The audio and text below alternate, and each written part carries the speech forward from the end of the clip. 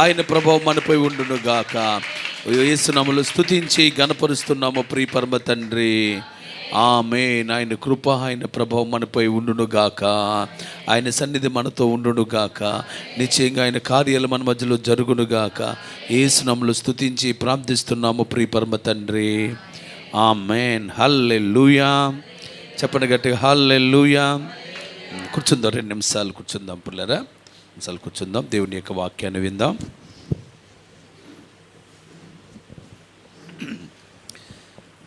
అందరూ బాగున్నారుగా?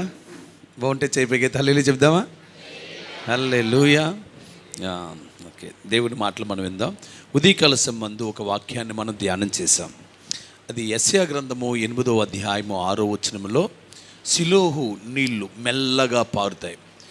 ఆ మెల్లగా పారు సిలోహు నీళ్ళు వద్దు అని చెప్పేసి వీరు రెజీనును బట్టి, అనగా లోకస్తులను బట్టి, లోక ఆచారాలను బట్టి, లోకంలో ఉన్నటువంటి గొన్నలేని వ్యక్తులను బట్టి, అలాగే నామకార్థ క్రైస్తవులు అంటే భక్తిలో ఉన్నతమైన స్థితికి ఎదగకుండా సాధారణమైన భక్తి చేస్తున్న వ్యక్తులను చూసి సంతోషిస్తున్నారట. అది ఈ ఉదయకాల సమయంలో మనం నేర్చుకున్న విషయం. అంటే మన దేవుని దగ్గరకు వచ్చిన తర్వాత సిలోహు నీళ్ళు అంటే, సిలోహు అనగా దేవుని మందిరం. సిలోహు అనగా దేవుని మందిరం ఉండే స్థలం. దేవుని మందిరం నుంచి వచ్చే నీళ్లు వాళ్ళు వద్దని చెప్పి లోకాన్ని చూసి సంతోషిస్తున్నారు, లోకాన్ని చూసి ఆనందిస్తున్నారు. ఉదాహరణకి లోతు భార్య ఉంది. దేవుని దూతలు వచ్చి చేయి పట్టుకుని తీసుకుని వెళ్తుంటే దేవుని దూతల వైపు చూడటం మానేసి దేని వైపు చూసింది? వెనుకున్న లోకం వైపు చూసింది. అట్లా లోకం వైపు చూసింది కనుక ఆమె ఉప్పు స్తంభంగా మారిపోయింది. అయితే దేవుని వైపు చూసినటువంటి అబ్రహాము దేవుని కోసం నిలబడినటువంటి బలమైన ఇనప స్తంభంగా మార్చబడ్డాడు. హల్లెలూయా. అలాగే ఇర్మియా గ్రంథం 1వ అధ్యాయంలో కూడా ఇర్మియా దేవుని కోసం నిలబడ్డాడు. లోకమంతా కూడా బబులోను రాజ్యానికి అప్పగించబడకూడదు, మనమందరం కూడా దేవుని బిడ్డలం, మనం బబులోనికి వెళ్ళకూడదు అంటుంటే ఇర్మియా ఒక్కడు రోషం కలిగి నిలబడినందుకు ఇర్మియా గ్రంథం 1వ అధ్యాయం ఆ చివరి వచనాల్లో చెబుతూ ఉంటాడు, నేను నిన్ను ఇనప స్తంభముగా చేసి ఉన్నాను, నిన్ను ఒక ఇత్తడి స్తంభంగా నేను నిలబెట్టి ఉన్నాను, నిన్ను ఎవ్వడు పడగొట్ట జాలడు అని ఇర్మియాతో దేవుడు మాట్లాడుతున్నాడు. దేవునికి స్తోత్రం కలుగును గాక. ప్రియమైన స్నేహితులారా, మన లోకం వైపు చూస్తే ఉప్పు స్తంభం అయిపోతాం, దేవుని వైపు చూస్తే ఇత్తడి స్తంభం అయిపోతాం. చెప్పండి, లోకం వైపు చూస్తే ఉప్పు స్తంభం అయిపోతాం, దేవుని వైపు చూస్తే ఇత్తడి స్తంభంగా మార్చబడతాం. ఇత్తడి అంటే దేవుని కృపకు సాదృశ్యం. ఆయన కృపతో కప్పబడిన వ్యక్తులుగా మారిపోతాం. ఉప్పు స్తంభం అయిపోతాం అంటే వర్షం వస్తే, ఎండ కాసి వర్షం వస్తే ఉప్పు స్తంభం ఉంటుందా? కరిగిపోతుందా? కరిగిపోతుంది. కానీ ఇత్తడి స్తంభం కరగదే. అది ఎండలో అయినా సరే, వానలో అయినా సరే అలానే నిలబడుతుంది. పూర్వకాలం ఎక్కువగా ఇత్తడి బిందులు వాడేవారు.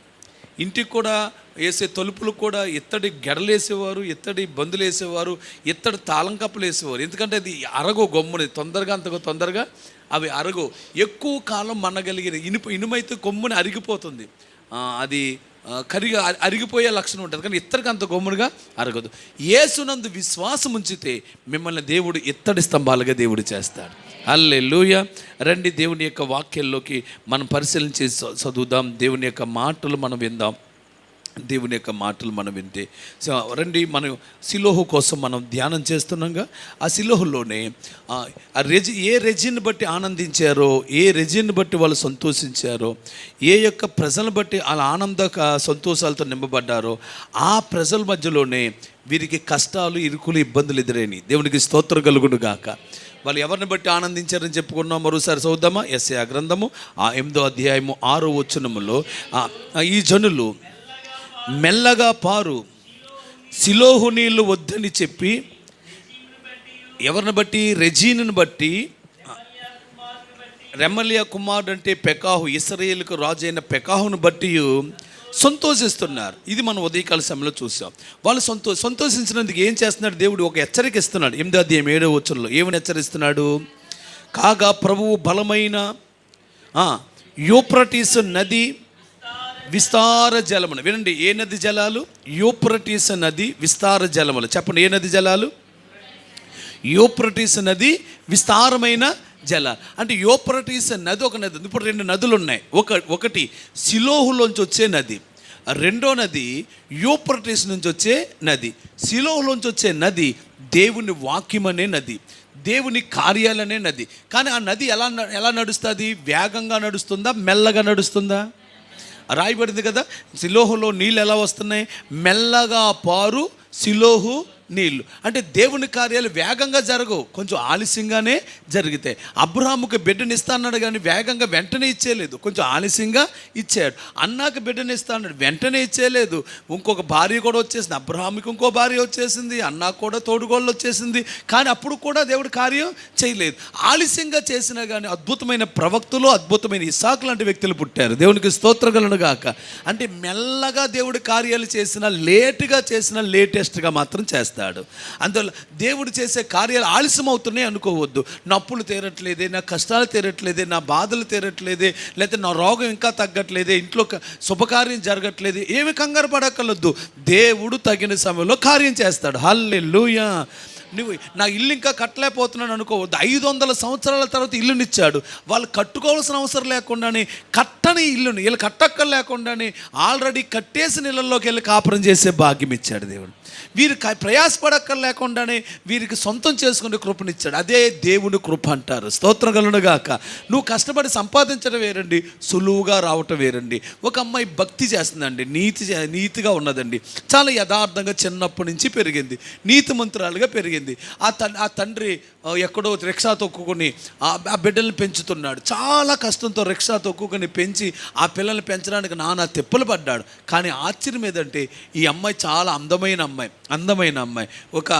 ఒక కుటుంబము ఈ అమ్మాయిని చూసి చర్చిలో పాటలు పాడటం చూసి, చర్చిలో ఆరాధన చేయటం చూసి, అమ్మాయి యొక్క పాట అమెరికా నుంచి వచ్చినప్పుడు నా కుటుంబాన్ని కదిలించిందండి. స్తోత్రం కలుగును గాక. వెంటనే అమ్మాయిని అడిగారు, అమ్మ నువ్వు ఏం చదువుకున్నావు అంటే బీఎస్సీ చదువుతున్నానండి, ఫైనల్ ఇయర్లో ఉన్నాను అన్నారు. మీ అమ్మ నాన్న ఎక్కడ ఉన్నారంటే అది అక్కడ కూర్చున్నారు. అతను ఎలా ఉన్నాడు? ప్యాంటు కూడా వేసుకోలేదు, నిక్కరేసుకున్నది. ఆయనలా ఉన్నాడు, నిక్కరేసుకుని ఉన్నాడంటే ఆయన ఉన్నాడు చూడండి కరెక్ట్గా. అలాగే నిక్కరేసుకుని ఉన్నాడండి. వాళ్ళ అమ్మాయి ఏమో సాధారణమైనటువంటి ఒక వస్త్రం కట్టుకుని ఉంది. వాళ్ళ దగ్గర రమ్మని, అమ్మ మీ అమ్మాయా అన్నారు. అమ్మ అమ్మాయి అండి, మీరు ఏం చేస్తారంటే నేను ఏదో కష్టపడి పని చేసుకుంటానండి, రిక్షా తొక్కుతున్నాను అంటాను సిగ్గుపడి, ఏదో కష్టపడి పని చేసుకుంటున్నానండి అన్నారు. అయితే మీ అమ్మాయి మాకు నచ్చింది, మీ అమ్మాయిని మా అబ్బాయికి ఇచ్చి పెళ్లి చేసుకోవాలనుకుంటున్నాం అంటే, అదేంటంటే మీరెవరు మేమెవరు అన్నారు. మీరు మాకు ₹1 కట్నం ఇవ్వక్కర్లేదు, మాకు అమెరికాలో బోల్డంత ఆస్తి ఉంది, కావలసినంత అన్ని ఇల్లు వాకిళ్ళు అన్నీ ఉన్నాయి, అమెరికాలో కూడా బిల్డింగ్ ఉంది, అమెరికాలో బిల్డింగ్ ఖరీదే సుమారుగా 40-50 కోట్లు ఖరీదు ఉంది, కనుక మీ అమ్మాయిని మా అబ్బాయికి ఇచ్చి పెళ్లి చేయని అడిగారు. డిగ్రీ అవ్వగానే అమ్మాయికి పెళ్లి చేశారు. ఇప్పుడు అమ్మాయి ఎక్కడుందంటే అమెరికాలో ఉందని ఇప్పుడు. స్తోత్రం కలుగును గాక. తండ్రి ఏం దొక్కుతాడు? అప్పుడు ఈ అమ్మాయికి నిజంగా అంత పెద్ద సంబంధం చేసుకోవటానికి అవకాశం ఏమైనా ఉందంటారా? అదే దేవుని కృప. నా దేవుడు నీ పట్ల కూడా దాచి ఉంచిన ఆ మేలు దేవుడు నీకు అనుగ్రహించును గాక. అంటే లేట్ అవుతుంది, ఆలస్యం అవుతుంది అనుకోవద్దు. దేవుడు తగిన సమయంలో కార్యం చేస్తాడు. ఒకరోజు నేను ఆ అమ్మాయికి సంబంధించినటువంటి బంధువుల ఇంటికి వెళ్ళాను హైదరాబాదులో. వాళ్ళు చెప్తున్నారు, అంటే అమ్మాయి యొక్క తోటుకోళ్ళు, నేను వెళ్ళిన వాళ్ళ ఇంటి యొక్క కూతురు అన్నమాట అండి, ఇంటి యొక్క కూతురు. వాళ్ళ ఫోటోలు చూపిస్తున్నప్పుడు వాళ్ళు మాట్లాడుతున్నారు, ఏవో మాట్లాడుకుంటున్నప్పుడు అప్పుడు ఈ అమ్మాయి చరిత్ర వచ్చింది. ఈ అమ్మాయి ఎక్కడో కాదు, వీళ్ళది ఎంతకీ కేరళ, అమ్మాయిది కేరళ కాదు, ఈ అమ్మాయిది ఆంధ్ర. ఆ పెళ్లి చేసుకున్న వాళ్ళు కేరళ వాళ్ళండి, వాళ్ళు అమెరికాలో స్థిరపడ్డారు. ఈ అమ్మాయి ఆంధ్ర అమ్మాయిని కేరళ వాళ్ళు పెళ్లి చేసుకుని ఇలా చెప్పారని స్టోరీ అని చెప్తే నేను ఆశ్చర్యపోయింది. దేవుడు ఎంత గొప్ప కార్యాలు చేస్తాడా అని. మీకు కూడా నచ్చితే చప్పట్లు కొడుతూ దేవుడిని కనపరుస్తాడు. మీ పట్ల కూడా దేవుడు కార్యాలు చేయును గాక. అయితే చిన్న మాట, 2 నదులు ఉన్నాయి. ఒక నది పేరు సిలోహు నది, రెండో నది పేరు యూఫ్రటీస్ నది. యూఫ్రటీస్ నది మెల్లగా పారుతుందా, వేగంగా పారుతుందా? చౌదమ యూఫ్రటీస్ నది కోసం ప్రభువు బలమైన యూఫ్రటీస్ నది విస్తారమైన జలములు అనగా అస్సూరు రాజును అతని దండంతటిని వారి మీదకి రప్పించును. అవి దాని కాలువలన్నిటికీ పైగా పొంగి ఒడ్లన్నిటి మీద పొర్లిపారును. అంటే ఈ కాలువ ప్రవహిస్తుంటే ఇది ఎలా వస్తుందంట? వేగంగా వస్తుందంట. రెండవది మొత్తం ఒడ్లన్నీ నిండిపోతున్నాయంటే గొట్లు కూడా నిండిపోయి గొట్లు దాటి బయటకు వస్తుందంట. అంటే దాని అర్థం గోదావరి పొంగినప్పుడు మనకి ఏమొస్తాయి? వరదలు వస్తాయి. అలాగా యూఫ్రటీస్ నది వరదలాగా వస్తుందట. అంటే వేగంగా వస్తుంది, వరదలా వస్తుంది. వరద వస్తే మేలా కీడే. చెట్లు పడిపోతాయి, ఇల్లులు కూలిపోతాయి, స్థలాలు పాడైపోతాయి. ఆ వరద వచ్చినప్పుడు కొంతమంది కొట్టుకుని పోతారు, జంతువులు కొట్టుకుని వెళ్ళిపోతుంటాయి వరద. కానీ మెల్లగా పారే నీళ్ళ ద్వారా ఎవరికి ప్రమాదమే జరగదు. ఇప్పుడు అంటున్నారు, దేవుడు అంటున్నాడు సిలోహు నీళ్ళు మెల్లని నీళ్ళు. కానీ యూఫ్రటీస్ నది నీళ్ళు వేగంగా ప్రవహించే వరద నీళ్ళు. హల్లెలూయా, హల్లెలూయా. ఈ ప్రజల కోసం దేవుడు ఏం చెప్తున్నాడంటే, మీరు సిలోహు నీళ్ళను వద్దని అంటున్నారు కనుక నేను యూఫ్రటీస్ నది నీళ్ళు మీ మధ్యలోకి పంపిస్తున్నాను. ఆ యూఫ్రటీస్ నది అంటే ఎవరు? చూడండి, అక్కడే రాయబడింది 8వ అధ్యాయం 7వ వచనం. అసూరు రాజును అతని సైన్యమును, అసూరు రాజును అతని దండంతటిని, అంటే ఈ యొక్క విస్తార జలములు యూఫ్రటీస్ నది అనగా, విస్తార జలములు అనగా అన్నాడు. అనగా ఉందా లేదా అక్కడ మాట? ఉందండి, చదివారా? చూడండి ఏమన్నది.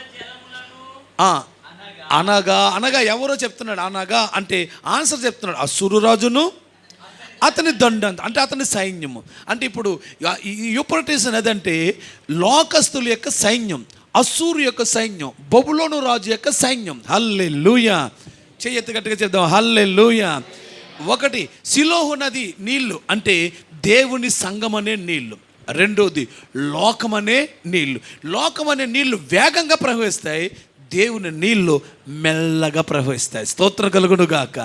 ఇప్పుడు ప్రభు చెప్తున్నాడు, ఏ యోధా ప్రజలారా, సిలోహులోంచి వస్తున్నటువంటి మందిరపు నీళ్లు వద్దని చెప్పి మీరు రెజీనుని బట్టి సంతోషిస్తున్నారు, మీరు రెమల్యా కుమారుడైన పెకహును బట్టి సంతోషిస్తున్నారు గనుక నేను మీ మీదకి జలప్రలయాన్ని పంపిస్తున్నాను అన్నాడు.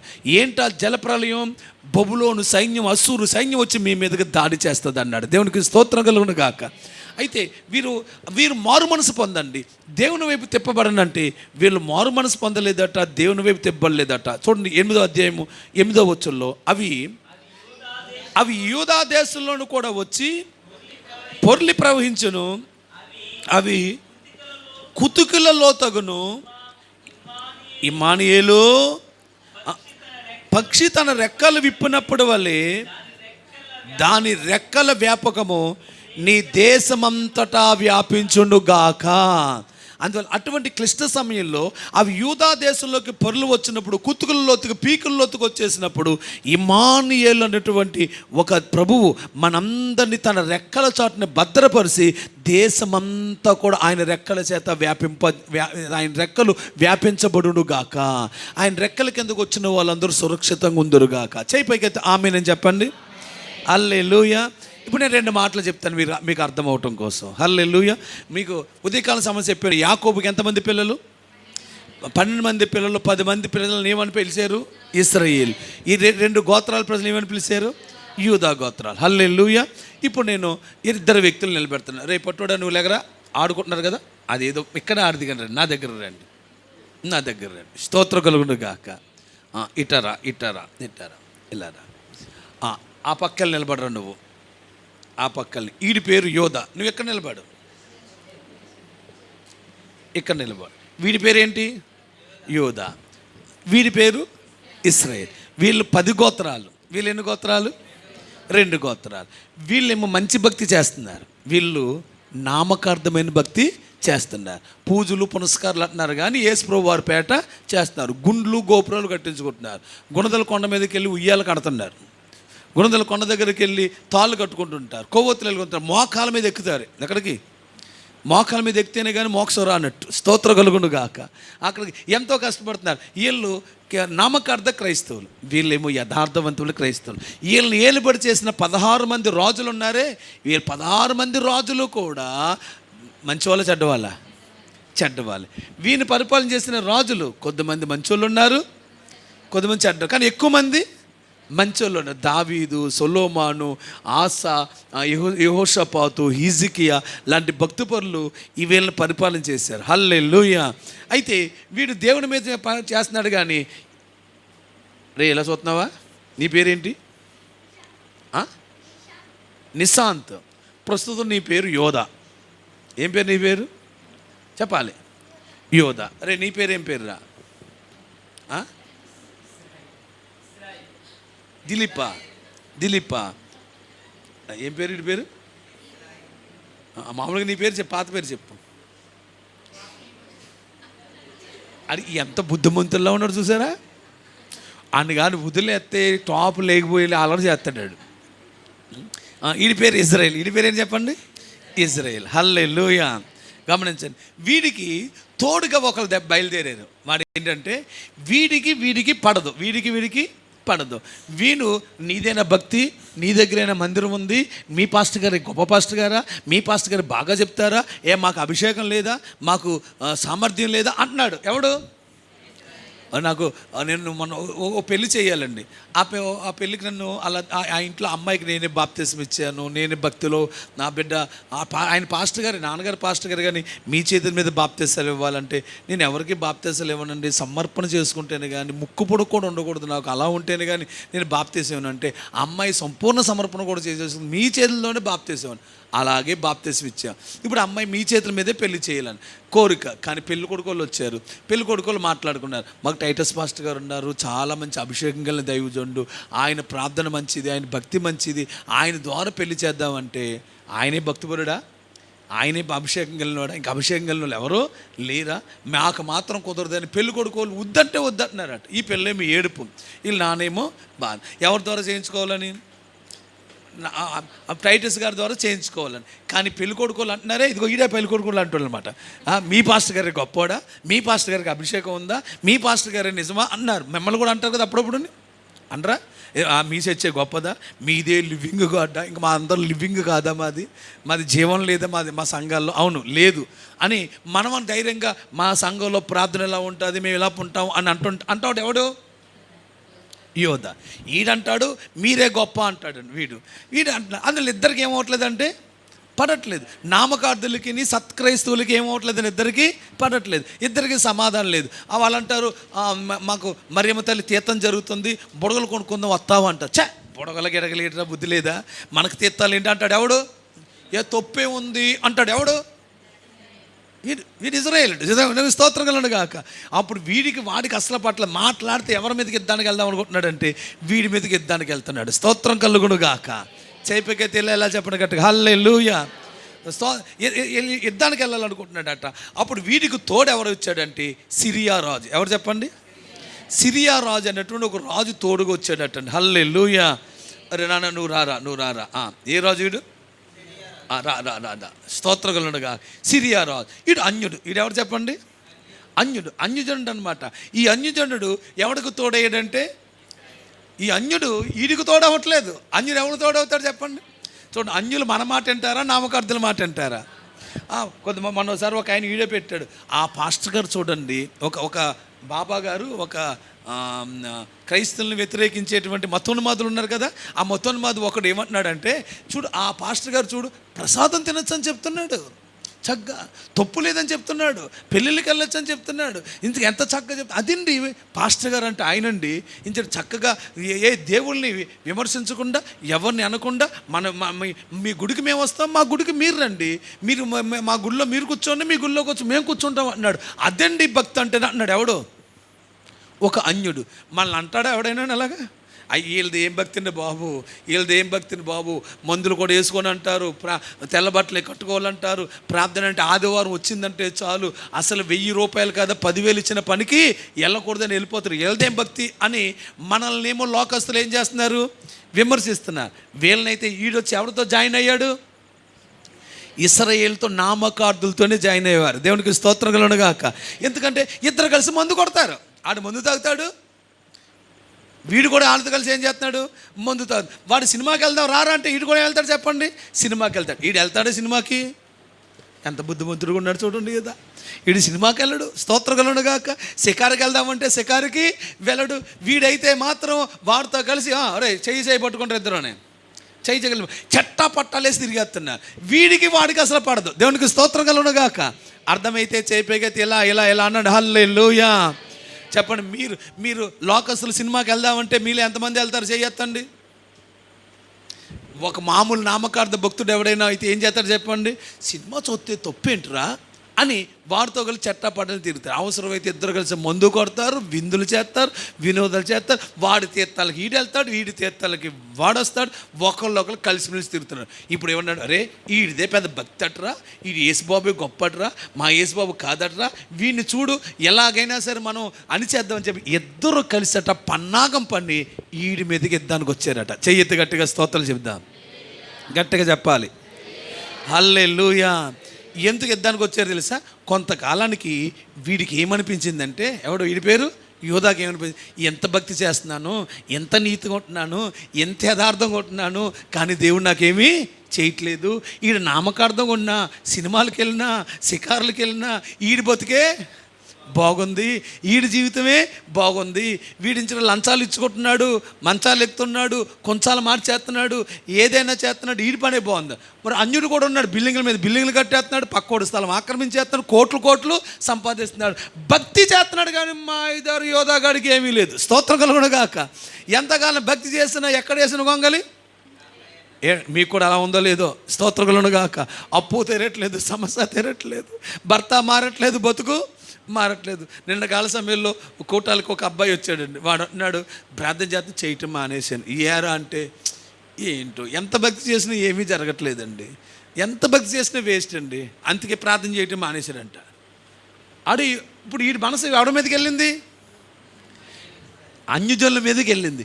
వీళ్ళు ఏం చేశారు తెలుసా? ఇదే సమయం అని చెప్పేసి వీడి మీద దాడి చేయటానికి బయలుదేరారండి. స్తోత్రం కలుగునుగాక. చేయి పైకి అల్లెలు చెప్తారా? నేను అంటాను, ఎప్పుడైతే నువ్వు లోకం వైపు చూస్తావో, ఎప్పుడైతే నీ మనసులో అవిశ్వాసం వస్తుందో, ఎప్పుడైతే నువ్వు సత్యంలోంచి కొంచెం తొలుగుతావో, ఎప్పుడైతే నీతిలోంచి తప్పి లోకం వైపు నువ్వు చూస్తావో, శత్రువుని మీద దాడి చేయడానికి ప్రయత్నం చేస్తాడు. దేవునికి స్తోత్రం కలుగునుగాక. యేసు ప్రభువు వారు కూడా సైతాన్ వచ్చి ఏం చెప్పింది మీకు గుర్తుందా? మత్తయి సువార్త 4వ అధ్యాయంలో ఈ రాళ్ళు రొట్టెలగినట్లు ఆజ్ఞాపించు, ఇతను తినే అన్నదండి. రెండో మాట అని చెప్పింది తెలుసా? ఈ లోకమంతా చూపించింది. ఒక్క నిమిషంలో లోకమంతా చూపించేసి, నువ్వు నా కాలుకు నమస్కారం చేయి, ఈ లోకానికి నేను నిన్ను అధికారిగా చేస్తాను, ఈ లోకమంతా నీకు ఇచ్చేస్తాను అంది. అందలేదు. యేసు ప్రభు వారికి ఏం చూపించింది? వెరీ గుడ్ తమ్ముడు, చెప్పండి. యేసు ప్రభు వారికి ఏం చూపించింది? లోకాన్ని చూపించింది. మరి యేసు ప్రభు వారికే లోకాన్ని చూపిస్తే మనకు చూపించదా? పేతురు గారు అంత గొప్ప భక్తుడు, యేసయ్య వెనకాల తిరిగినవాడు కూడా, యేసు ప్రభు వారు చనిపోయాడుగా, ఇంకా ఆయన కనబట్టలేదని అనిపించగానే ఇంకో 7 తీసుకుని లోకం వైపుకి వెళ్ళిపోయి మళ్ళీ చేపలు పట్టుకోవడానికి పోయాడు కదండి. అంటే పేతురు లాంటి వ్యక్తే వెనక్కి వెళ్ళిపోయినప్పుడు, దేమా లాంటి వ్యక్తే లోకాన్ని స్నేహించి వెళ్ళిపోయినప్పుడు, యేసు ప్రభు వారు లాంటి వ్యక్తిని సైతాను ప్రేరేపించినప్పుడు నిన్ను నన్ను లోకానికి ప్రేరేపించదా? కనుక దేవుని బిడ్డ సాతాను ప్రేరేపించినప్పుడు దాని ప్రేరేపణలో పడకుండా దేవుని వైపు చూస్తే నేను ఎత్తడ స్తంభంగా దేవుడు మారుస్తాడు. హల్లెలూయా. లోతు భార్య అలా లోకం వైపు చూసి వెనక వైపు చూసింది కాబట్టి ఇత్తడి స్తంభంగా మరి నిన్ను కూడా సైతాను లోకం వైపు చూపిస్తా. వాళ్ళ ఇల్లు చూడు ఎంత బాగుందో, వీళ్ళ ఇల్లు చూడు ఎంత బాగుందో, వాళ్ళ మేడలు చూడు ఎంత బాగున్నాయో, వాళ్ళ అప్పులు తీరిపోయిన చూడు, వ్యాపారం ఎంత బాగుందో, వాళ్ళ బ్రతుకు చూడు ఎంత బాగుందో, పొట్టి చీరలు, వడ్డానాలు, నగలు, నట్ర ఉన్నాయన్నీ బ్యాంకులో ఉన్నాయన్నీ అమ్మేసుకుంటున్నావు, నీ బ్రతికేం పోలేదని సైతాను నిన్ను అన్నప్పుడు నువ్వు వాళ్ళ వైపు కానీ చూసేవంటే, వాళ్ళని చూసి ముచ్చట పడ్డావంటే, సిలోహు నీళ్లు, దేవుని మందిరపు నీళ్ళు వద్దని చెప్పేసి రెజీన్, వీడి పేరు ఏం చెప్పినాడు? పేరు రెజీన్. వీడి పేరు రెమల్యా కుమారుడైన పెకాహ్. రెజీన్ ఏమో లోకానికి సాదృశ్యము, రెమల్యా కుమారుడైన పెకాహ్ ఏమో ఈ యొక్క నామకార్థ క్రైస్తవులకి సాదృశ్యము. వారిని చూసి కానీ సంతోషించినట్లయితే ఏం జరుగుతుందంటే, ఒకనొక రోజున వాళ్ళు వీళ్ళ మీద దాడి చేయటానికి ప్రయత్నం చేశారట. దేవునికి స్తోత్రం కలుగునుగాక. ఒకనొక రోజున వాళ్ళు వచ్చి వీళ్ళ మీద దాడి చేసి వీరిని నాశనం చేయాలని ఒకనొక చేసి, యెషయా గ్రంథము 7వ అధ్యాయము 5వ వచనములో, యెషయా గ్రంథము 7వ అధ్యాయము 5వ. సిరియాయు అనగా ఎవరు? సిరియాయి అంటే లోకము. నెక్స్ట్, ఎఫ్రాయిమును రెమల్యా కుమారుడును నీకు కీడు చేయాలని ఆలోచించుచు. అంటే వింటున్నారు మీ మాట? వీరిద్దరు కలిసి ఎవరికి కీడు చేయాలని ఆలోచిస్తున్నారంటే యోధాకు కీడు చేయాలని ఆలోచిస్తున్నారు. చెయ్యి తల్లిని చెప్తారు ఒకసారి. ఈ చరిత్ర రేపు మనకందరికీ జరగబోతున్నది. ఇదే హిస్టరీ రేపు భవిష్యత్తులో మనందరి మధ్యలో రాబోతుంది. భవిష్యత్తు కాలంలో ఇటువంటి కార్యాలు జరగబోతున్నాయి. దేవునికి స్తోత్రం కలుగునుగాక. చూడండి 7వ అధ్యాయం 5వ వచనం మరొకసారి చదవండి. అందరూ చదవండి. సిరియాయు ఎఫ్రాయిమును ఎవరికి కీడు చేయాలని? సత్క్రైస్తవులకి కీడు చేయాలని, లివింగ్ గాడ్ చర్చ్ మినిస్ట్రీకి కీడు చేయాలని నామకార్థ సంఘాలు అనుకుంటున్నాయి, లోకం అనుకుంటుంది. ఇవన్నీ చూడండి, ఎప్పుడైనా మనకు కష్టం రాగానే మన వైపు చూస్తారు, కీడు చేయాలని చూస్తారు. మేము చర్చ్ కట్టక మునుపు మా కుడుపూరులో నేను చాలా దేవుళ్ళ కనబడి ఉండి వాళ్ళకి హల్లెలూయా. మా ఊరోళ్ళందరూ కూడా నన్ను ఎంత బాగా ప్రేమించేవారో, నన్ను ఎంత గౌరవించేవారు. పాస్టర్ గారు ప్రార్థన చేయండి, పాస్టర్ గారు నేను వాళ్ళకి వాళ్ళ ఇళ్ళకి వెళ్ళక్కర్లేదండి, వాళ్ళే నా దగ్గరికి వచ్చేవారు, పెద్ద పెద్దోళ్ళు సైతమునండి. ఊర్లోకి ఎమ్మెల్యే గారు వస్తే నేనేం వెళ్ళేవాడిని కాదండి. ఎమ్మెల్యే గారికి ఏదైనా ఊర్లో ఏదైనా సమస్య ఉంది, ఎవరికో వ్యాధి తగ్గట్లేదు అంటే ఊర్లో లేవనంటే పాస్టర్ గారికి బాగా తెలుసండి. ఏ డాక్టర్ గారి దగ్గర తీసుకెళ్తే స్వస్థత వస్తుందో పాస్టర్ గారికి బాగా తెలుసండి, చాలామందిని తీసుకెళ్తాడండి. అంటే ఎమ్మెల్యే గారు వస్తే పాస్టర్ గారు సార్ రమ్మనంటే నన్ను ఊరు పెద్ద మనుషులు వచ్చి నన్ను ఎమ్మెల్యే గారు తీసుకెళ్ళి కూర్చోబెట్టి ఆ ఎదురుగుండా కూర్చోబెట్టి ఒక రోజున ఈయనకి ఎంత బలహీనత వచ్చింది, కిడ్నీలు పాడైపోయినాయి, ఈ కాకినాడలో చూపించారు, రాజమండ్రిలో చూపించారు, మీకు కొంచెం తెలుసంట కదా, ఎక్కడ తీసుకెళ్తే బాగుంటుంది సజెషన్ ఇవ్వండి, ధనం నేను వచ్చి పెడతాను, మీరు సజెషన్ ఇచ్చి మీరు తీసుకెళ్ళి మీరు చేయిస్తే మీకు నేను కావాల్సిందంత సపోర్ట్ చేస్తానని చెప్పేసి ఆయన నన్ను రిక్వెస్ట్ చేస్తున్నాడు. స్తోత్రం కలుగునుగాక. అలా ఉన్నట్టు మా ఊరు మేము ఎప్పుడైతే మందిరం కట్టి అందాల మందిరంగా, నేను ఎప్పుడైతే వచ్చారా, కొడుపురు వచ్చారు ఎప్పుడైనా మీరు వచ్చారు కదా, అందాల మందిరంగా దాన్ని ఎప్పుడైతే కట్టినప్పుడు మొదట్లో మాత్రం బాగానే ఉన్నారండి, పునాదులు వేసినప్పుడు బాగానే ఉన్నారు, స్తంభాలు లేపినప్పుడు కూడా బాగానే ఉన్నారండి. ఆ చర్చి పని చేసినప్పుడు ఇసుక దొండులాగా సేమ దొండులాగా వచ్చేసారు ప్రజలందరూ, మన విశ్వాసులందరూ వచ్చేసి రోజు పని చేసేస్తుంటే ఇంక కుళ్ళు చావటం మొదలెట్టారండి. చర్చి ఓపెనింగ్ అయింది అంతేనండి, ఇంకా వాళ్ళ బ్రతుకులన్నీ కూడా ఆపోజిట్గా మారిపోయినాయి. స్తోత్ర కలుగునుగాక. మేము చర్చి కడుతుండగానే కొంత దూరం వచ్చేసరికి మా ఒక రోజు కలెక్టర్ గారి దగ్గర నోటీస్ వచ్చింది. అంతకుముందు నేను చర్చి కడుతున్నాము అని చెప్పేసి నేను ఊర్లో పెద్దోళ్ళ అందరి దగ్గరికి నేను ఒక పెద్ద ఆయన దగ్గరికి వెళ్ళాను, చర్చి కడదాం అనుకుంటున్నాను, మీకేం అభ్యంతరం లేదు కదన్నా. అయ్యో నాకేం అభ్యంతరం బాబు, మీరు కట్టుకోండి బాబు, అయితే తెల్ల పేపర్ మీద మాకేం అభ్యంతరం లేదని కొంచెం మీరు రాసిచ్చేయండి అన్నాను. స్తోత్ర కలుగునుగాక. ఆయనే రే పెద్దోడు వెళ్ళరా, తెల్లకాయంత మీద మనం కుడుపూరులో పై టైటస్ పాస్టర్ గారు మందిరం కట్టుకుంటున్నారు, ఇది మా ఊరికి చాలా ఆశీర్వాదకరం, మాకు చాలా ఆనందకరం, మేమే ఈ మందిరం కట్టడానికి మేము సపోర్ట్ చేస్తున్నాం, మాకు ఎటువంటి అభ్యంతరం లేదని ఆయనే రాసేసి మొదటి సంతకం ఆయన పెట్టాడు. ఎల్లువనికి ఏకేసి సంతకం పెట్టరా ఊరంతా పేపర్ని పంపించి అందరి చేత సంతకం పెట్టించాడండి. దేవునికి స్తోత్రం కలుగునుగాక. అందరి చేత సంతకం పెట్టించి ఏ అభ్యంతరం లేదని చెప్పేసి సర్టిఫికెట్ ఇచ్చేసారండి. సుమారుగా 100 మంది పైగా పెద్ద మనుషులు అందరూ సంతకం పెట్టారు. ఎప్పుడు వరకుని పునాది వేయకముంటారు, పునాది వేసి మందిరం కట్టి ఎంత పెద్ద మందిరాన్ని కడతాం చూసి కానీ కలెక్టర్ దగ్గర నుంచి నోటీసులు వచ్చినాయి. వీళ్ళు వచ్చి అభ్యంతరం చేస్తే అప్పుడు వీళ్ళందరూ ఏం కొట్టుకున్నారు తెలుసా, భలే జరుగుతుంది, ఇది మందిరం ఎలాగైనా కొనుగొట్టేస్తాడు, సంకలు కొట్టుకోవడం మొదలెట్టారండి. ఒక్క పెద్ద మనిషి వచ్చి ఎంఆర్ఓ గారు మిగతా ఆఫీసర్లు వస్తే ఒక్కడు వచ్చి నిలబట్టలేదండి, ఒక్కడు వచ్చి మాట్లాడలేదండి, ఒక్కడు వచ్చి అక్కడ కనపట్లేదు, దూరంగా నిలబడి చేతులు కట్టుకుని ఇలాగ తల ఊపు చూస్తున్నారే తప్ప ఒక్కడి దగ్గర రావట్లేదు. అంటే వాళ్ళు ఏం ఆలోచన చేస్తున్నట్టు, ఇప్పుడు మేలు ఆలోచన చేస్తున్నారా, కీడు ఆలోచన చేస్తున్నారా? మరి మన కీడు కలిగితే వాళ్ళకి ఎలా ఉంటుందో చెప్పండి. సో పైకి ఏమన్నా లేదా, అయిపోద్దిరా పాట గారి పని, పీకెత్తారట అంటూ వెళ్తున్నాను ఒక అల ముందు ఒకడండి. నా ఇంకెలా చూసే పాటర్ గారు అయిపోయిందండి బాబు, ఎందుకులేండి తీసేయండి అన్నట్టు నన్ను మళ్ళీ. అంటే వాళ్ళకి ఎంత ఆనందంగా ఉందంటే మా మందిరం కూలగడితే వాళ్ళకి ఆనందంగా ఉంది. ఇదిగో వీడికి ఆనందంగా ఉంది. నామకార్థ క్రైస్తవులు ఉంటారు ఊర్లో కొంతమంది, మా ఊర్లో కూడా ఉంటారు కొంతమంది కదా, వాళ్ళు కూడా ఏదో పెద్ద సేవకుడు అని చెప్పి వచ్చేసాడు, పెద్ద దెయ్యాలు నిలగొడుతున్నాడట, రోగాలు స్వస్థపడుతున్నాడు, అయిపోయిందా చరిత్ర, ఈడు అదే మాట, వాడు అదే మాట. ఈయన మీద ఏం పలుకుతున్నారు, యోధా మీద కీడును ఆలోచిస్తున్నాడు. దేవునికి స్తోత్రం కలుగునుగాక.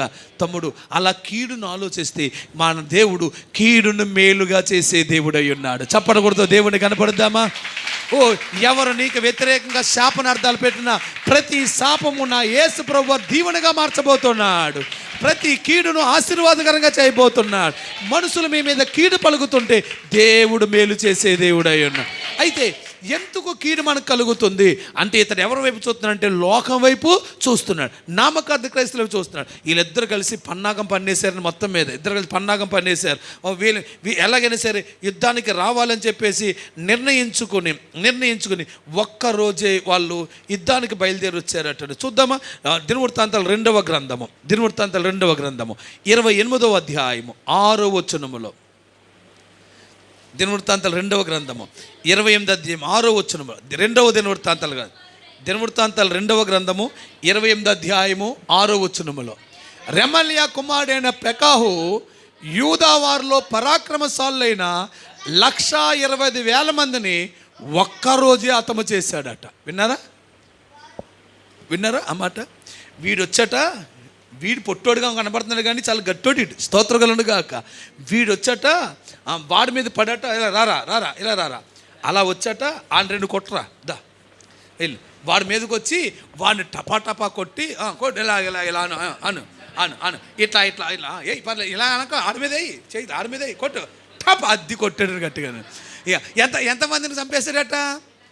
ఒకళ్ళ 10 మందినా 100 మందినా 1000 మందినా 120,000 మందిని, అది కూడా ఒక్క రోజులో చంపేశాడంట వీడితో. అంటే ఎంత కసి ఉందో చూడండి వీడికి, స్తోత్రగలను గాక.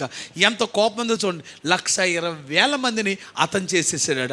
చేసేసి వాళ్ళని జయించి వాళ్ళలో కొద్దిమందిని చెరపట్టుకుని తన దేశానికి రా ఇలా ఇలా పట్టుకోరా ఇలా పట్టుకో పట్టుకో అండి కదా ఇలా మామూలుగా ఇలా పట్టుకో పట్టుకు లాక్ దా వచ్చి ఇలా వచ్చి అలా పట్టుకుని వచ్చి ఎవరిని పట్టుకుని వచ్చాడు తెలుసా? అక్కడ జనుల్ని చెరపట్టుకుని వచ్చాడట. దేవునికి స్తోత్రగలను గాక. చెరపట్టుకుని వచ్చాడట. ఆహా నేను గెలిచాను అన్నాడు. వీడు ఓడిపోయాడు, కృంగిపోయాడు, పడిపోయాడు. కారణం ఏదంటే తర్వాత మాట చదవండి ఆ మాట, అది అందులోనే వారు తమ పితరుల దేవుడైన యెహోవాను విసర్జించినందున వారికి గతి పట్టెను. అందరు చెప్పండి.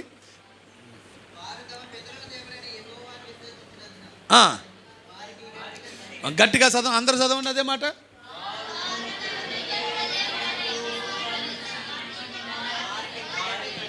వారికి గతి ఎందుకు పట్టింది? దేవుడిని ఏం చేశారు? విడిచిపెట్టేశారు. నువ్వు దేవుని విడిచిపెట్టేస్తే నీకు అదే గతి పడుతుంది.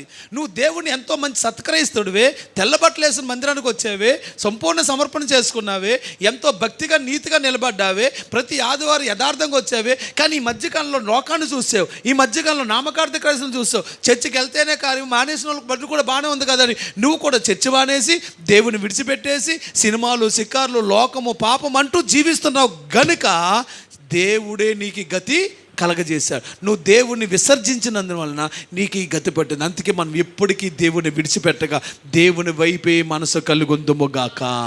పక్క వాళ్ళకి ఒకసారి టచ్ చేసి చెప్పండి, దేవుని విడిచిపెట్టకని చెప్పండి. దేవుని మందిరాన్ని విడిచిపెట్టకు. హల్లెలూయా.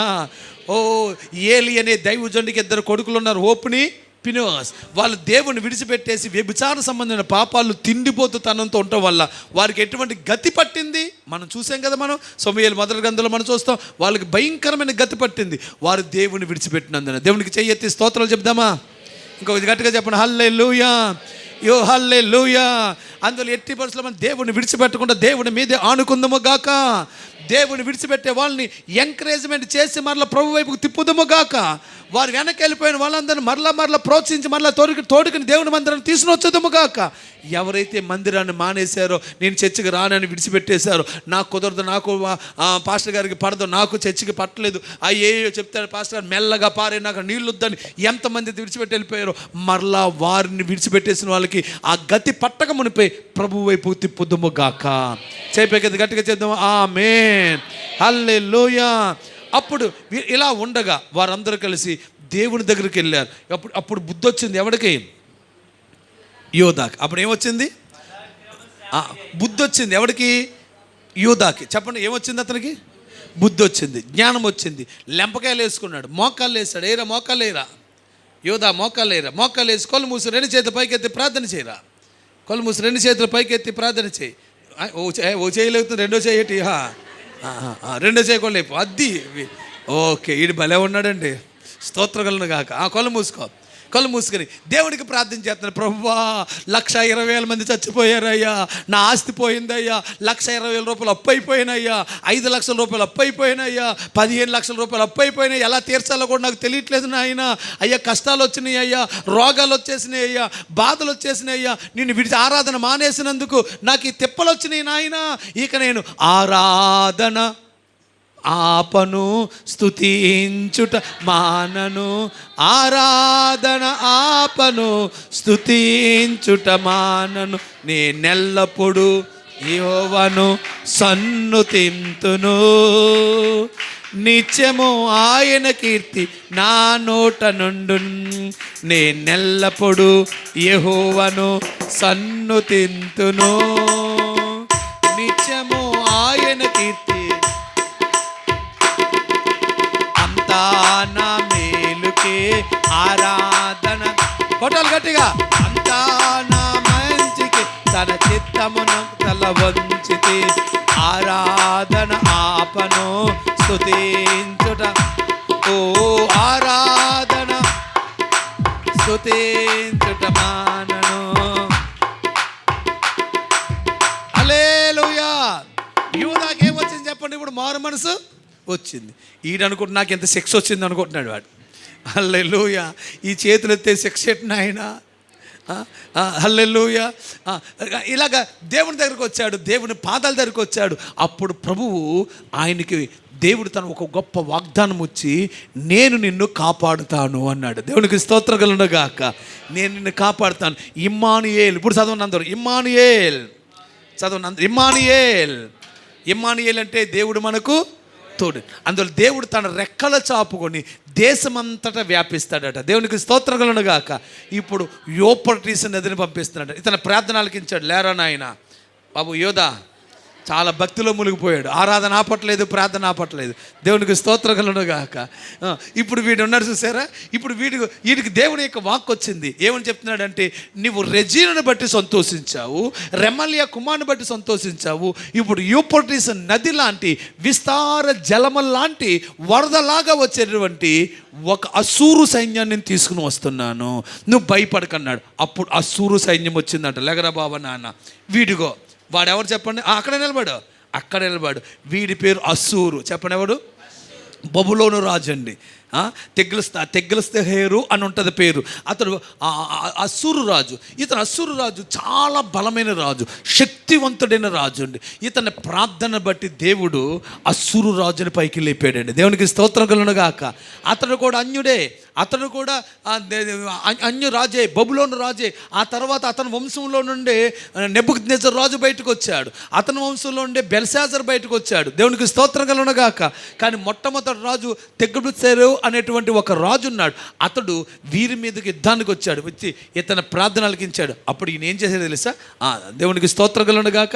మందిరంలో ఉన్నటువంటి వెండిని బంగారాన్ని తీసుకుని వాని దగ్గరికి పంపించి, బాబు నేను నీ దాసున్నయ్యా, వీళ్ళిద్దరు ఉన్నారే నా మీదకి వచ్చి నేను చెత్త కొట్టేస్తున్నారు, పట్టుకుని వెళ్ళు, నా మీద కీడు చేస్తున్నారు, దయచేసి వీళ్ళిద్దరిని కానీ నువ్వు కానీ చితకేసేస్తే నేను నీకు పొన్నెత్తాను అన్నాడట. స్తోత్రం కలుగును గాక. హల్లెలూయా. ఇప్పుడు వాడికి బైబిల్ పెట్టిన పేరు ఏంటంటే వరదలాగా వచ్చేవాడు. చెప్పండి ఎవరు? వరదలాగా వచ్చి పడిపోయేవాడు. అలాగే వచ్చి పడిపోయాడండి. దేవునికి స్తోత్రం కలుగును గాక. చూడండి, రాజుల 2వ గ్రంథము 16వ అధ్యాయము. రాజుల 2వ గ్రంథము 16వ అధ్యాయము 7వ వచనం చూడండి. ఇట్లుండగా అహాజు యెహోవా మందిర సంబంధమైనట్టు సామాగ్రుల్లో వెండి బంగారాలని తీసుకుని అదుగో అస్సూరు రాజుకు కానుకగా పంపి, నేను నీ దాసును, నేను నీకు కొడుకునై ఉన్నాను, దయచేసి నీవు వచ్చి నా మీదకి లేస్తున్న సిరియా రాజు చేతుల్లో నుండి, ఇశ్రాయేలు రాజుల చేతుల్లో నుండి నన్ను రక్షించాలని అస్సూరు రాజైన అదే మన నీకు నాకు తిరగట్లేదు చెల్లి. స్తోత్రం కలుగునుగా. మీ పాస్టర్ గారు అయితే బాబు చిన్నప్పటి నుంచి జున్నగడ్డలు పెరుగడ్డలు తిన్నట్టున్నాడు, కట్టుకు వస్తున్నాయి. స్తోత్రం కలుగునుగా. చదవమ్మ నాయన. ఏం పేరండి ఇటువంటి పేరు? స్తోత్రం. ఏదో అందమైన పేరు. నా పేరు కూడా అదే తిప్పలండి. స్తోత్రం కలుగును గాక. ఆ పేరు ఎలా తిరగట్లేదు, నా పేరు తిరిగేది కాదండి. స్తోత్రం. నా పేరు టైటస్ బాబు అండి. ఈ టైటస్ అన్న పేరు రాక పాస్టర్లు కూడా రాదు నీ టైటస్ అన్న పేరు. ఎక్కడుందని బైబిల్లో అంటారు మహానుభావులు కొంతమంది. స్తోత్రం కలుగును గాక. ఒక్కొక్క ఆయన అయితే బిషప్ డాక్టర్ టైటాన్ గారు వచ్చి వాకింగ్ చెప్తాడంటాడండి. ఆయనకి టైటాన్ వాచ్ తెలుసు కానీ ఇంకొక ఆయన అయితే ఇంకా దారుణం అండి. ఇదేంటి పాస్టర్ గారు వాడ పేరు పెట్టుకున్నాడు ఏంటి అన్నాడు నన్ను. స్తోత్రం కలుగును గాక. అంటే అన్నాడు కానీ పోలీ తెలియపోతున్నాను అడగాలి కదా, ఏమంటే వాడ పేరు ఎందుకు పెట్టుకున్నారని నేను అడగాలి కదా. అడగకుండా నేను పిలిచాడండి. రెవరెండ్ డాక్టర్ టైటానిక్ గారు వచ్చి వాకింగ్ చెప్తారు. ఆయనకేమో టైటాన్ వాచిని, వీడికేమో టైటాన్. మా అమ్మమ్మ ఉండేదండి. మా అమ్మమ్మ పాపం పల్లెటూరు ఆవిడ కాబట్టి, చదువుకోలేని ఆవిడ కాబట్టి ఆవిడ అంటే వెళ్ళొచ్చు. నాకు టైటస్ అనే పేరు రాక ఆవిడకి నన్ను ఐటెక్స్ అని పిలిచిది. అంటే ఆవిడకి ఐటెక్స్ కార్డుకి తెలుసు. హైటెక్స్ ఏమన్నా కదా, తిలకాలు అవి తెలుసు. కాబట్టి నాకు పేరుకు వచ్చిన తిప్పలండి, ఎన్ని రకాల పేర్లు పిలుస్తారు, ఇప్పుడు అలా పిలుస్తారండి. అయినా నేను ఏమి ఫీల్ అవును, ఎలా పిలిచిన అంతే. స్తోత్రం కలుగును గాక. ఏం పేరు పిలిస్తే చాలు, యేసు నామాన్ని గణపరిస్తే చాలు అనుకుంటాను అంతే నేను. స్తోత్రం కలుగును గాక. చప్పట్లు కొడుతూ దేవుని గణపరుద్దామా. హల్లెలూయా. ఎవరి పేరు గొప్ప అవ్వాలి? యేసు పేరు గొప్ప అవుతే చాలు. చేపెక్కేది గట్టిగా హల్లెలూయా చెప్దామా. అందువల్ల మనల్ని ఎలా పిలిస్తే ఏంటండి, ఏమని పిలిస్తే ఏంటి, కొంతమంది అవమానంతారు, కొంతమంది స్టేజ్ దగ్గర తీసిన అవమానంతారు. ఒక ఆయన అబ్లేజ్ కనిపి నేను ఇన్వైట్ చేస్తుంటే వెళ్తే ఎంత అవమానకరంగా మండించేస్తాడంటారా. రండి రండి మండించేస్తాడు, రండి ఈ పాస్టర్ గారు అంట పాస్టర్ని మండించేస్తాడట. 2 మాటలు చెప్తాడు, ఇందామండి అని పిలిచాడు నేను స్టేజ్ మీదకండి. స్తోత్రం కలుగును గాక. ఏం చేస్తాం? ఏది అవమానాలు వచ్చినా దిగమింకోవాలి, ఘనత వచ్చినా సంతోషించకూడదు. ప్రతిదాన్ని సమానంగానే చూచుదుము గాక. హల్లెలూయా. ఈరోజు మీ పాస్టర్ గారిని ఒక లింగి పంచి ఇచ్చాడు. స్తోత్రం కలుగును గాక. నేను పడుకోవడానికి అవకాశం, ఇంటికి వెళ్ళిపోదాం అనుకున్నాను. అయిపోయి ఇక్కడ ఉండండి, మీరు మా మధ్యలో ఉండాలి బతిమాలి. ఉన్నాను, ఉంటే వండిచ్చాడండి. ఫ్యాన్తో ఏం పడుకుంటాను, ఉండండి 2 నిమిషాలు వస్తానన్నాడు. నేను అనుకున్నా 2 నిమిషాలు ఆరేసిన లింగి కానీ తెస్తాడేమో అనుకున్నాను నేనండి. వెళ్ళిపోయాడు, కొట్టులోకి వెళ్ళిపోయి ఈ రామరాజు కాటన్ పంచి పట్టిన వచ్చాడు. స్తోత్రం కలుగును గాక. నేను అనుకున్న ఇంత అందంగా ప్రేమతో ఎంతో వచ్చాడు కదా, నా ఫ్యాంట్ వేసుకోవడం ఎందుకని చెప్పేసి లింగి అయితే ఏంటి ప్యాంట్ అయితే ఏంటని ఈ లింగి వేసుకుని మందిరానికి వచ్చానండి. స్తోత్రం కలుగును గాక. ఆ బట్టలు అందులో ఉన్నాయి, ఓ జత బట్టలు అందులోనే ఉన్నాయి, పైజామా లాల్చి ఉంది అందులోనండి. స్తోత్రం కలుగును గాక. కానీ మీ దైవజనుడిని తెచ్చినటువంటి దాన్ని గుర్తుగా ప్రేమగా ఇలా కట్టుకుని వచ్చేసాను అంతే మందిరానికి అండి. హల్లెలూయా. గట్టిగా చెప్పండి హల్లెలూయా. చెయ్యి తెలియలా చెప్పండి గట్టిగా. మా పాస్టర్ గారు కూడా తెలితే ఎంత నవ్వేస్తుంది ఇప్పుడు నన్ను చూసి. చెయ్యెత్తి గట్టిగా చెప్పండి హల్లెలూయా. చెయ్యి పైకి గట్టిగా హల్లెలూయా. బాగా చెప్పండి. దేవుడు మనల్ని దీవిస్తాడని చెప్పండి. మనం ప్రార్థిస్తే పరిస్థితులు మారుస్తాడని చెప్పండి. మన లోకాన్ని విడిచిపెడితే మన జీవితాన్ని కడతాడని చెప్పండి. అందులో పక్క వాళ్ళకి ఒకసారి టచ్ చేసి చెప్పండి, లోకం వైపు చూడకని చెప్పండి. ఆకాశం వైపు తిరిగి చెప్పండి, దేవుని వైపే చూడనండి. హల్లెలూయా. ఇప్పుడు యోధ ఎవరి వైపు చూశాడు చెప్పండి? దేవుని వైపు చూశాడు. ఒకప్పుడు లోకం వైపు చూశాడు కాబట్టి శ్రమ వచ్చింది. 120,000 మంది, ఇంకా అటువంటి మాటలు రాయబడ్డాయి. 120,000 మంది వచ్చారు, ఇవి వచ్చి దాడి చేశారు. ఇప్పుడు దేవుని వైపు ఎప్పుడైతే చూశాడో ఇప్పుడు వీరు చూద్దాం. దీనికి ఇంకొక మాట, దీని మీద మనం ఒక మాట రాయబడినటువంటి ఒక మాట చూద్దాం. స్తోత్రం కలుగును గాక. హల్లెలూయా హల్లెలూయా హల్లెలూయా. వాళ్ళు ఒకసారి ఇతని మీదకి వచ్చి యుద్ధం చేయాలని ప్రయత్నం చేశారు. చూడండి, రాజుల 2వ గ్రంథం 16వ అధ్యాయము 5వ వచనములో. రాజుల 2వ గ్రంథం 16వ అధ్యాయం 5వ వచనం. రెజీనును ఇశ్రాయేలు రాజైన రెమలియా కుమారుడైన పెకాహును ఎవరి మీదకి వచ్చారు? యెరూషలేము అంటే యోధావారి మీదకి యుద్ధానికి వచ్చి అక్కడున్న అహాజును అతను నివాసం చేస్తున్నటువంటి ఆ పట్టణాన్ని ముట్టడి వేశారు, కానీ అతనిని జయించలేకపోయేరే. చప్పట్లు కొడుతూ గట్టిగా దేవుని కనపరుద్దాం. హల్లెలూయా. చెప్పాలి గట్టిగా హల్లెలూయా. అంతకుముందు వచ్చినప్పుడు జయించలేదా? మీరెవరు ఇక్కడ లేరనమాట. అంతకుముందు ఈ యొక్క రెజీను యొక్క సలహాను బట్టి రెజీను యొక్క సైన్యాన్ని తీసుకుని రెమలియా కుమారుడైన పెకాహు యుద్ధానికి వచ్చినప్పుడు జయించాడు. అంతకుముందు జయించలేదా? జయించాడు. ఎంతమందిని చంపేశాడు? 120,000. ఇంకా అనేక మందిని చెరపట్టుకుని తీసుకుపోయాడు. ఇప్పుడు కూడా జయించేద్దామని వచ్చేసాడు. ఇద్దరు కలిసి వచ్చేసారట. అయితే ఇతడు అహాజు దేవుని పాదాల పట్టుకొని, ప్రభువా నీవే నాకు దిక్కయ్యా, ఇంకా లోకం వైపు చూడనయ్యా, పాపం వైపు చూడనయ్యా, నామకార్థల వైపు చూడనయ్యా, ఆరాధన ఆపనయ్యా, స్తుతించడం మాన్నయ్యా అని ఎప్పుడైతే ప్రార్థన చేశాడో ఈసారి యుద్ధానికి వచ్చినప్పుడు వాళ్ళు జయించలేకపోయేరి. అర్థమైతే కొట్టచ్చు గట్టిగా చప్పట్లు. హల్లెలూయా. గట్టిగా హల్లెలూయా. జయించలేకపోయేరి. చెప్పండి, అందరు చెప్పండి, బాగా చెప్పండి. జయించలేకపోయేరి. మరలా చెప్పాలి అంటే లోకము మనల్ని జయించలేదు. చెయ్యెత్తి ఆమేన్ అని చెప్దామా? అందువల్ల నీ యొద్దకు వచ్చి నిన్ను జయించాలని ప్రయత్నం చేసిన అది వారి వల్ల కాకపోయెను. చాలా యెషయా గ్రంథం 7వ అధ్యాయం మొదటి వచనం మరోసారి చూద్దాము. యెషయా గ్రంథము 7వ అధ్యాయము మొదటి వచనములో, యెషయా గ్రంథం 7వ అధ్యాయం మొదటి వచనంలో, యూదా రాజైన ఉజ్జియా మనవడును దినములలో సిరియా రాజైన రెజీనును ఇశ్రాయేలు రాజును రెమల్యా కుమారుడైన పెకాహును యుద్ధం చేయాలని యెరూషలేము మీదకి వచ్చిర్రి కానీ అందరూ చెప్పాలి, వచ్చిర్రి కానీ చెప్పాలి, అది వారి వల్ల చేయొచ్చు చెప్పండి, అది వారి వల్ల చెప్పాలి, గట్టిగా చెప్పాలి, అది వారి వలన కాకపోయిన. చెప్పండి అందరూ మాట, మరోసారి చెప్పండి, అది వారి వలన కాకపోయాను. నీకు విరోధంగా రూపించబడిన ఏ ఆయుధమో వర్ధిల్లదు, అది వారి వల్ల కాదు. నేను పడగొట్టాలనుకుంటారు, అది వారి వల్ల కాదు. నేను చెడగొట్టాలనుకుంటారు, అది వారి వల్ల కాదు. నేను నాశనం చేయాలనుకుంటారు, అది వారి వల్ల కాదు. నా దేవుడు నీకు తోడైనంత వరకు ఏ శత్రువు వల్ల అది కానే కాదు. నమ్మితే కొట్ట గట్టిగా చప్పట్లు దేవుడిని. హల్లెలూయా. అది వారి వల్ల కాదు. దేవుని బిడ్డ, నిన్ను పడగొట్టడం ఎవరి వల్ల కాదు, నిన్ను నాశనం చేయటం ఎవరి వల్ల కాదు. నా దేవుడు నీ పక్షంగా నిలబడి ఉన్నాడు. హల్లెలూయా.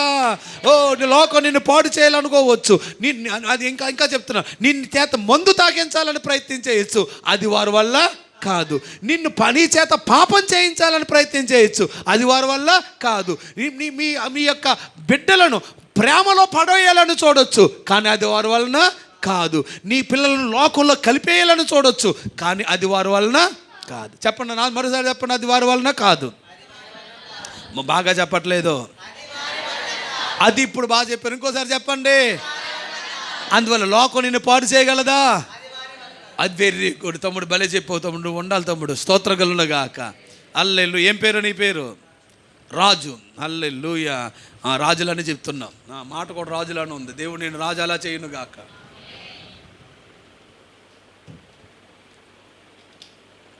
లోకం నిన్ను పాడు చేయగలదా? హల్లెలూయా. అది వారి వలన కాదు. రూతుని పాడు చేయటం వాళ్ళ వల్ల అయిందా? అది వారి వలన కాదు. ఎందుకు ఎస్తేరు కోసం మీ పాస్టర్ గారు చెప్తున్నారు కదా, ఉదయం నుంచి చెప్తున్నారు. వాడు ఎవడు ఉన్నాడు దుర్మార్గుడు, అని పేరేంటి? ఆమాన్.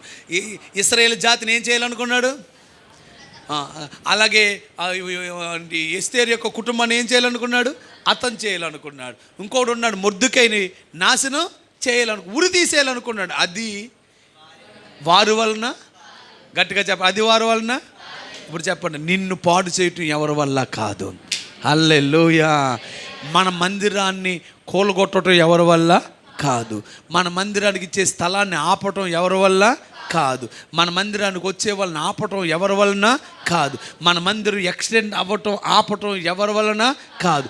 మన మందిరాన్ని అంతకంతగా దేవుడు దీవించబోతున్నాడు. నమ్మితే గట్టిగా గట్టిగా చప్పట్లో కూడా దేవుడిని కనపడదాం. అది వారి వలన కాదు, వారు జయించలేకపోయిరి. అందువల్ల నీకు మరో మాట చెప్తున్నాను, ఏ రోగము వలన కాదు నేను పాడు చేయటం, ఏ రోగము నేను నాశనం చేయలేదు.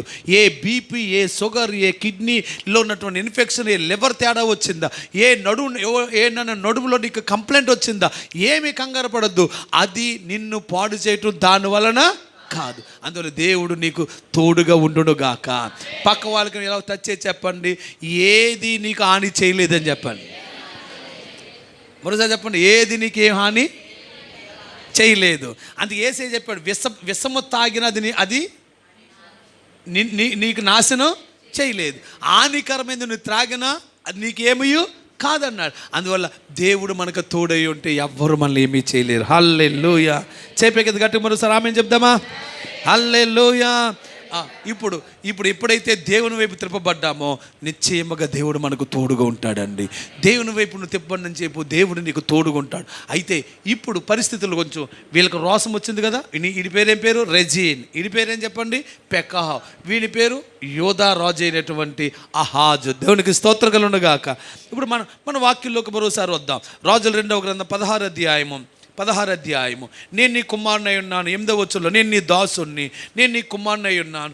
నా మీదగా లేచిన సిరియా రాజును ఇశ్రాయేలు రాజుల చేతుల్లోంచి నన్ను రక్షించాలని అస్సూరు రాజు అయిన తిగ్లత్పిలేసరు యొద్దకు దూతలను పంపగా.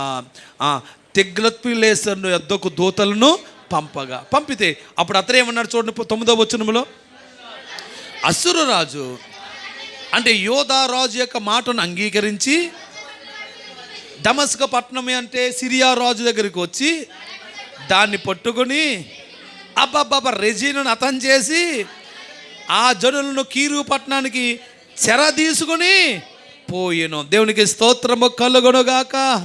చెప్పాలి గట్టిగా హల్లెలూయా, హల్లెలూయా. ఇప్పుడు చూడండి, రానా ఇప్పుడు వచ్చి వీళ్ళిద్దరిని చెతకేసారా పట్టుకొని చెతకేసేసి కింద పాడే పడిపోలరా కిందకి అద్ది పడగొట్టేశాడు. వీళ్ళిద్దరిని జయించేశాడు. ఈ ఇద్దరు ఇప్పుడు శత్రు శాసనం లేకుండా దేవుడు చేశాడు. చప్పట కొడుతూ దేవుడు కనపడదు. హల్లెలూయా. చెయ్యెత్తి ఎలా చెప్దాం? హల్లెలూయా. గట్టిగా ఆమేనని చెప్దామా?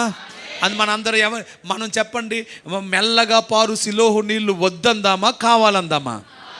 హల్లెలూయా. దేవుని వాక్యంలోంచి వచ్చే ఆశీర్వాదాలు కావాలా వద్దా? లేటుగా వచ్చిన దేవుడు కార్యం చేస్తాడా చేయడా? చివరికి నిన్ను నీ కుటుంబాన్ని దేవుడు బలపరచునుగాక. నీ కుటుంబానికి దేవుడు దీవెనకరమైనటువంటి కార్యాలు చేయునుగాక. హల్లెలూయా. అయితే ఈ అసురు రాజు తక్కువడేం కాదండి, వీని జయించేసాం కదా వీళ్ళిద్దరిని. వెళ్ళి కూర్చోండి మీ ఇద్దరుని. నువ్వుండమ్మా.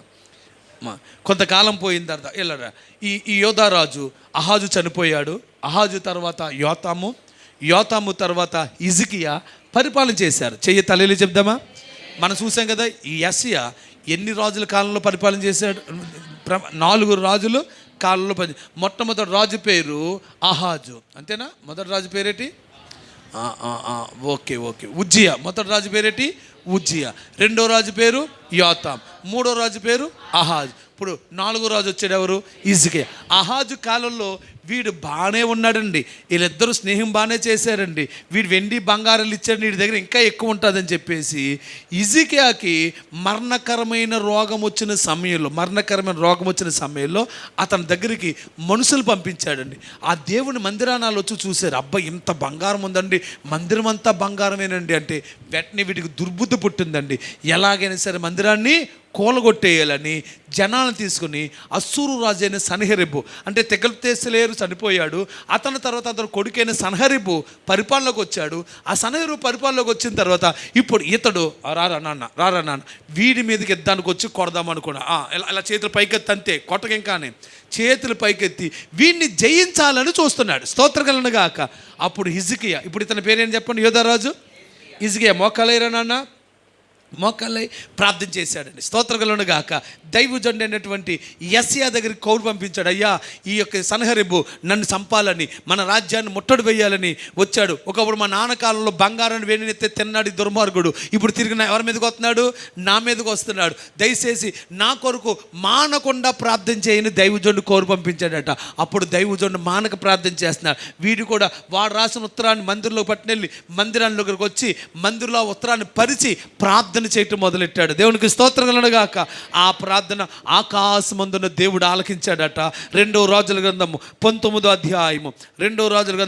అధ్యాయములో దేవుడు ఒక వాగ్దానం ఇచ్చాడు. 32వ వచనములో 19:32 కాబట్టి అస్సూరు రాజును గూర్చి యెహోవా సెలవిచ్చేదేమనగా, అతడు ఈ పట్టణంలోనికి రాడు, దాని మీద ఒక బాణమైనా ప్రయోగించడు, ఒక కేడమైన దానికి కనబరచుడు, దాని ఎదుడు ముట్టడి దిబ్బ కట్టలేడని చెప్పాడు. చేయిపైకి ఆమేనని చెప్దామా? ఇతను ఎంత పెద్ద రాజు అయినా, ఎంత గొప్ప గనుడైనా, ఎంత గొప్ప శక్తిమంతుడైనా సరే, ఇదిగో నేను నీకు వాగ్దానం చేస్తున్నాను, అతడు నిన్ను ఏమీ చెయ్యలేడని చెప్పాడు దేవుడు. కనుక శత్రులు ఎంత బలవంతులైనా మనకి విరోధంగా ఎటువంటి ఎలీసా లాంటి, అది ఎలీసాకు ఇంకో పేరు పెట్టాలండి, అమిత్ షాకు ఇంకో పేరు పెట్టి, అమిత్ షా అద్భుతంగా ఎలీసాగా మారును గాక. మీరు ఎవరందరూ ఇక్కడ ఉన్నారా? అమిత్ షా అంటే తెలుసా మీకు? అమిత్ షా తెలుసండి మీకు ఎవరికైనా? ఎప్పుడు విన్నారా పేరు? అమిత్ షా గారి పేరు విన్నారు కదా. వీళ్ళకి ఎవరికి తెలియదు అంటే ఎంత అమాయకులుగా ఉన్నారేటండి. స్తోత్రగులు ఉండగా. పోనీ మన ప్రధానమంత్రి పేరు తెలుసండి? చెప్పండి ఎవరండి? మోదీ. ఆయన వెనకాల నుండి కథ నడిపేటువంటి హామాన్ ఎవడు అనుకుంటున్నారు? అదే అమిత్ షా. మనకి హోమ్ మినిస్టర్ అండి ఆయనే. ఆయన మొత్తం కథంతా నడిపేదంతా ఆయనే. అమిత్ షా అతి త్వరలో ఎలీసాగా మారుడు గాక. ఆమెను అంటేనే ఎంతో ఆనందించనండి. చెప్పండి, అమిత్ షా ఎలీసాగా మారుడు గాక. నిజంగానేనా? చేయి పైకి చెప్పండి. అమిత్ షా ఎలా మారాలి? ఎలీసాగా. మన చెప్పండి, అమిత్ షా మరోసారి. ఎందుకు మరోసారి చెప్తుందని తెలిసి మీ ఇద్దరు చెయ్యత్తట్లేదు కాబట్టి. చెప్పండి. అమిత్ షా ఎలా ఇవ్వాలి? హల్లెలూయా. ఈయన ప్రార్థన చేశాడు. ప్రార్థన చేస్తే దేవుడు ఒక దూతను పంపించాడట. చూడండి 19వ అధ్యాయం 35వ వచనంలో, 19వ అధ్యాయం 35. ఆ రాత్రియే యెహోవా దూత బయలుదేరి అస్సూరు వారి దండుపేటలో జొచ్చి ఎంతమందినండి? 185,000 మందిని హతము చేసెను. తెల్లారేసరికి వాళ్ళందరూ చచ్చిపోయిన మృతదేహాలుగా మారిపోయారట. దేవునికి స్తోత్రం కలుగునుగాక. ఇప్పుడు వీడు గమనించండి, యుద్ధానికి వచ్చాడు. చేయి పైకి ఎత్తరా, చేయి పైకి ఎత్తాడు. కానీ వీడేం చేస్తున్నాడు? రెండు చేతుల పైకి ఎత్తి ప్రార్థన చేయి. ఏం చేశాడు? ప్రార్థన చేశాడు. అప్పుడు ఒక దూత వచ్చింది. దేవునికి స్తోత్రం కలుగునుగాక. ఎవరు వచ్చారు? ఒక దేవుని దూత వచ్చింది. కమన్ బాగా గమ్మునొచ్చారు. ఒక దూత వచ్చింది. కత్తి పట్టుకో, ఏసేయాన్ని. స్తోత్రం కలుగునుగాక. వేసేసాడు. వీడు 185,000 మందిని చచ్చిపోతే వెనక్కి వెళ్ళిపోయాడట. వెనక్కి వెళ్ళిపోయిన తర్వాత ఇంటికి వెళ్ళేసరికి వాళ్ళ కొడుకులు వెనక నుంచి ఒక పోటు పొడిచారట. సన్హరీబు చచ్చిపోయాడట. చెప్పకూడదు, దేవుడికి కనపరుద్దామా? ఇప్పుడు చెప్పండి, మీకేం అర్థమైందో? ఇప్పుడు వీడు కత్తి పట్టుకొని యుద్ధం చేశాడా, చేతులెత్తి ప్రార్థన చేసి యుద్ధం చేశాడా? గట్టిగా కొట్టాలి చప్పట్లు. హల్లెలూయా. ఈ చేతులెత్తి ప్రార్థన చేస్తే దేవుడు ఎవరిని పంపించాడు? రారు చేయి, నీ కత్తి పైకెత్తు. దేవుడు ఎవరిని పంపించాడు? ఒక దూత. అందువల్ల మనం మనుషులతో పోరాడాలా, దేవునితో పోరాడాలా? హిజ్కియా దేవుడి కాళ్ళు పట్టుకున్నాడు కాబట్టి దేవుడి తన దూతను పంపి 185,000 మందిని సంహారం చేసి, అది కూడా తెల్లారేసరికి. ఎప్పటికీ? తెల్లారేసరికి. రాత్రి పడుకున్నప్పుడు బాగానే పడుకున్నారు, పొద్దున్న లేచినట్టుగా వాళ్ళందరూ చచ్చిపోయిన శవాలు అయిపోయి ఉన్నారట. స్తోత్రం కలుగును గాక. గుండెపోటు వచ్చిందో తెలియదు, ఏమొచ్చిందో తెలియదు. తెల్లారేసరికి మంచం నుంచి ఒక్కడ కూడా లెక్కట్లేదు. 185,000 మీతో కూడు కాదు అలా కనపడుతున్నాడు కానండి. 185,000 మందిని అర్థం చేశాడు. అంతకుముందు వాళ్ళు వచ్చి, పెకాహు వచ్చి, ఇశ్రాయేలు రాజు వచ్చి యూదా మీదకి వచ్చి యుద్ధం చేసిన ఎంతమందిని చంపాడు? ఒక్క దేవుని దూత వచ్చి ఎంతమంది చంపింది? వాళ్ళు పెద్ద సైన్యం మొత్తం 120,000 మంది చంపలేకపోయారు. ఒక్క దూత 185,000 మందిని హతము చేసిందండి. స్తోత్రం కలుగును గాక. ఈరోజు మనందరం దేవుని పాదాలు పట్టుకుందుగాక, దేవుని పక్షంగా నిలబడుదుగాక. చేతులపైకి ఆమేన్ అని చెప్దామా? హల్లెలూయా. చివరి మాటలు చదువుకుని వాక్యాన్ని ముగించుకుందాం. చూడండి, రండి. యెషయా గ్రంథం 8వ అధ్యాయంలో, యెషయా గ్రంథం 8 కూర్చోంటున్నాను మీరు అందరూ. యెషయా గ్రంథం 8వ అధ్యాయము 8వ వచనంలో, ముందు నుంచి చదువుదాం. చూడండి, 8వ అధ్యాయం 7వ వచనం కూడా చదువుదాం. చూడండి, యూదా దేశంలోనికి వచ్చి పొర్లి ప్రవహించును. ఏ దేశానికి వచ్చి? ఈ అస్సూరు సైన్యము అనేటువంటి ఈ యొక్క యూఫ్రటీసు నది పొంగి ప్రవహించి యూదా దేశంలో కూడా వచ్చి ప్రవహిస్తుంది. మరి ప్రవహించలేదా?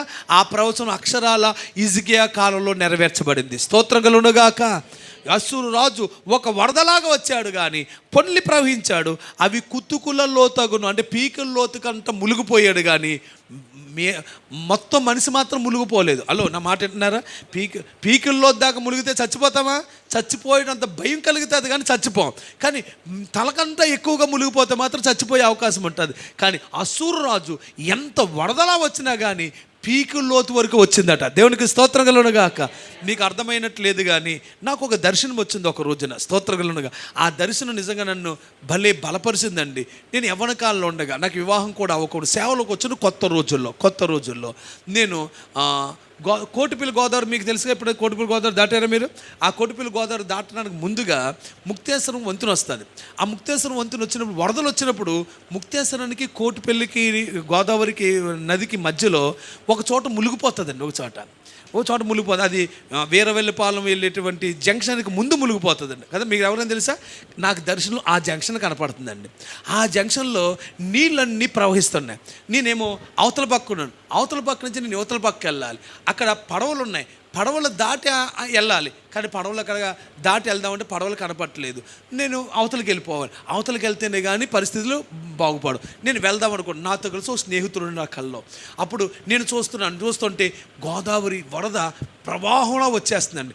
ఎంత ప్రవాహంలా కనపడుతుందంటే అక్కడ నుండి చెట్లన్నీ మునిగిపోతున్నాయి, పెద్ద చెట్లన్నీ మునిగిపోతున్నాయి, తాడి చెట్లు సైతం మునిగిపోతున్నాయండి. నేను చూస్తున్నాను తాడి చెట్లు మునిగిపోవడం చూస్తున్నాను, పెద్ద పెద్ద తాడి చెట్లు మునిగిపోతున్నాయి. ఇప్పుడు నేను అనుకుంటున్నాను ఎలా వెళ్ళాలబ్బా అనుకుంటుంటే నాకు ధైర్యం ఇచ్చాడు దేవుడండి. నువ్వు వెళ్ళు, నేను నీకు తోడుగా ఉంటానని చెప్పేసాను. నాతో కలిసి ఫ్రెండ్ వచ్చాడండి. రారా మన ఇద్దరు వెళ్ళిపోదాం, దేవుడు మనకు తోడుగా ఉంటాడు, దేవుడే మనల్ని ముంచలే అని చెప్పేసి ధైర్యంగా నీటిలో దిగాను. అమ్మ బాబోయ్ నేను రానన్నాడు, వెనకాల ఆగిపోయాడు. నేను మాత్రం వెళ్తుంటే అంత ఎత్తైన నీళ్ళు కాస్త నేను ఎంత దూరం వెళ్ళినా కానీ అది నా పీకుల లోతు వరకు వస్తున్నా కానీ నన్ను ముంచట్లేదండి. స్తోత్రం కలుగును గాక. ఇప్పటికైనా అర్థం కాలేనట్టుంది. అంత తాడి చెట్టు అంత ఎత్తైన నీళ్ళు కూడా నాకు ఎక్కడి దాకా వస్తున్నాయంటే నేను వెళ్తుంటే పీకుల్లో దాకానే వస్తున్నాయి. అస్సలు అంత మించి నాకు రావట్లేదు. యువతలో నుంచి అవతలకి వెళ్ళిపోయాను. వెనక తిరుగు చూశాను, వాడు ఇంకా రాలేదు. ఇంకా రాలేదే, వచ్చే ఏం పర్వాలేదు, పీకుల్లోతు మించి రావట్లేదు అని చెప్పేసి మళ్ళీ వెనక్కి వచ్చి వాని చేయి పట్టుకొని నేను మరలా వాను కూడా అవతల నుంచి యువతలు దాటించి వచ్చాను. అప్పుడు నాకు అర్థమైన సంగతి ఏదంటే శ్రమలు ఎంత ఎక్కువ వచ్చినా, కష్టాలు ఎంత ఎక్కువ వచ్చినా, ఆర్థిక ఇబ్బందులు ఎంత ఎక్కువ వచ్చినా, లేకపోతే ఆరోగ్య సమస్యలు ఎంత ఎక్కువ వచ్చినా, పరిస్థితులు ఎంత దారుణంగా వచ్చినా, మనల్ని ముంచేస్తాయేమో అని అనిపించిన, కానీ మనం ఆ నీటిలోనికి అగ్నిగుండంలోకి శద్రకు మేషకు అబేద్నెగోలు దిగినట్లుగా, సింహం బోన్లోనికి దానియేలు వెళ్ళినట్లుగా మనం వెళ్ళగలిగితే ఏ అగ్ని జ్వాలలు కూడా మనల్ని ఏమయో చెయ్యలేవు, ఏ జల ప్రవాహాలు మనల్ని ఏమీ చేయలేవు.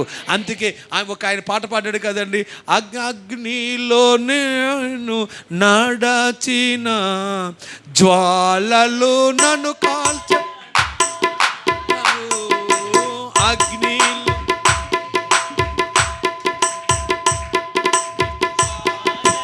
నన్ను కాల్చాలవు, అగ్నిలో నేను నడచిన జ్వాలలు నన్ను కాల్చజాలవు, అగ్నిలో నేను నడచిన జ్వాలలు నన్ను కాల్చజాలవు. హల్లెలూయా హల్లెలూయా హల్లెలూయా ఆమేన్ ఆమేన్. హల్లెలూయా హల్లెలూయా హల్లెలూయా ఆమేన్. నేను వెళ్ళే మార్గము నా యేసుకే తెలియును, నేను వెళ్ళే మార్గము నా యేసుకే తెలియును. జలములలో బడినే వెళ్ళినా అవి నా మీద పారవు, జలములలో బడినే వెళ్ళినా సరే అవి నా మీద పారవు, అగ్నిలో నేను నడచిన జ్వాలలో నన్ను కాల్చజాలవు, అగ్నిలో నేను నడచిన జ్వాలలు నన్ను కాల్చజాలవు. హల్లెలూయా కొట్టాలి, హల్లెలూయా హల్లెలూయా ఆమేన్ హల్లెలూయా హల్లెలూయా హల్లెలూయా ఆమేన్ హల్లెలూయా హల్లెలూయా హల్లెలూయా ఆమేన్ హల్లెలూయా హల్లెలూయా హల్లెలూయా ఆమేన్ హల్లెలూయా హల్లెలూయా హల్లెలూయా ఆమేన్ హల్లెలూయా. గట్టిగా చప్పట్లు కొడుతూ దేవుని కనపరుద్దాం. హల్లెలూయా.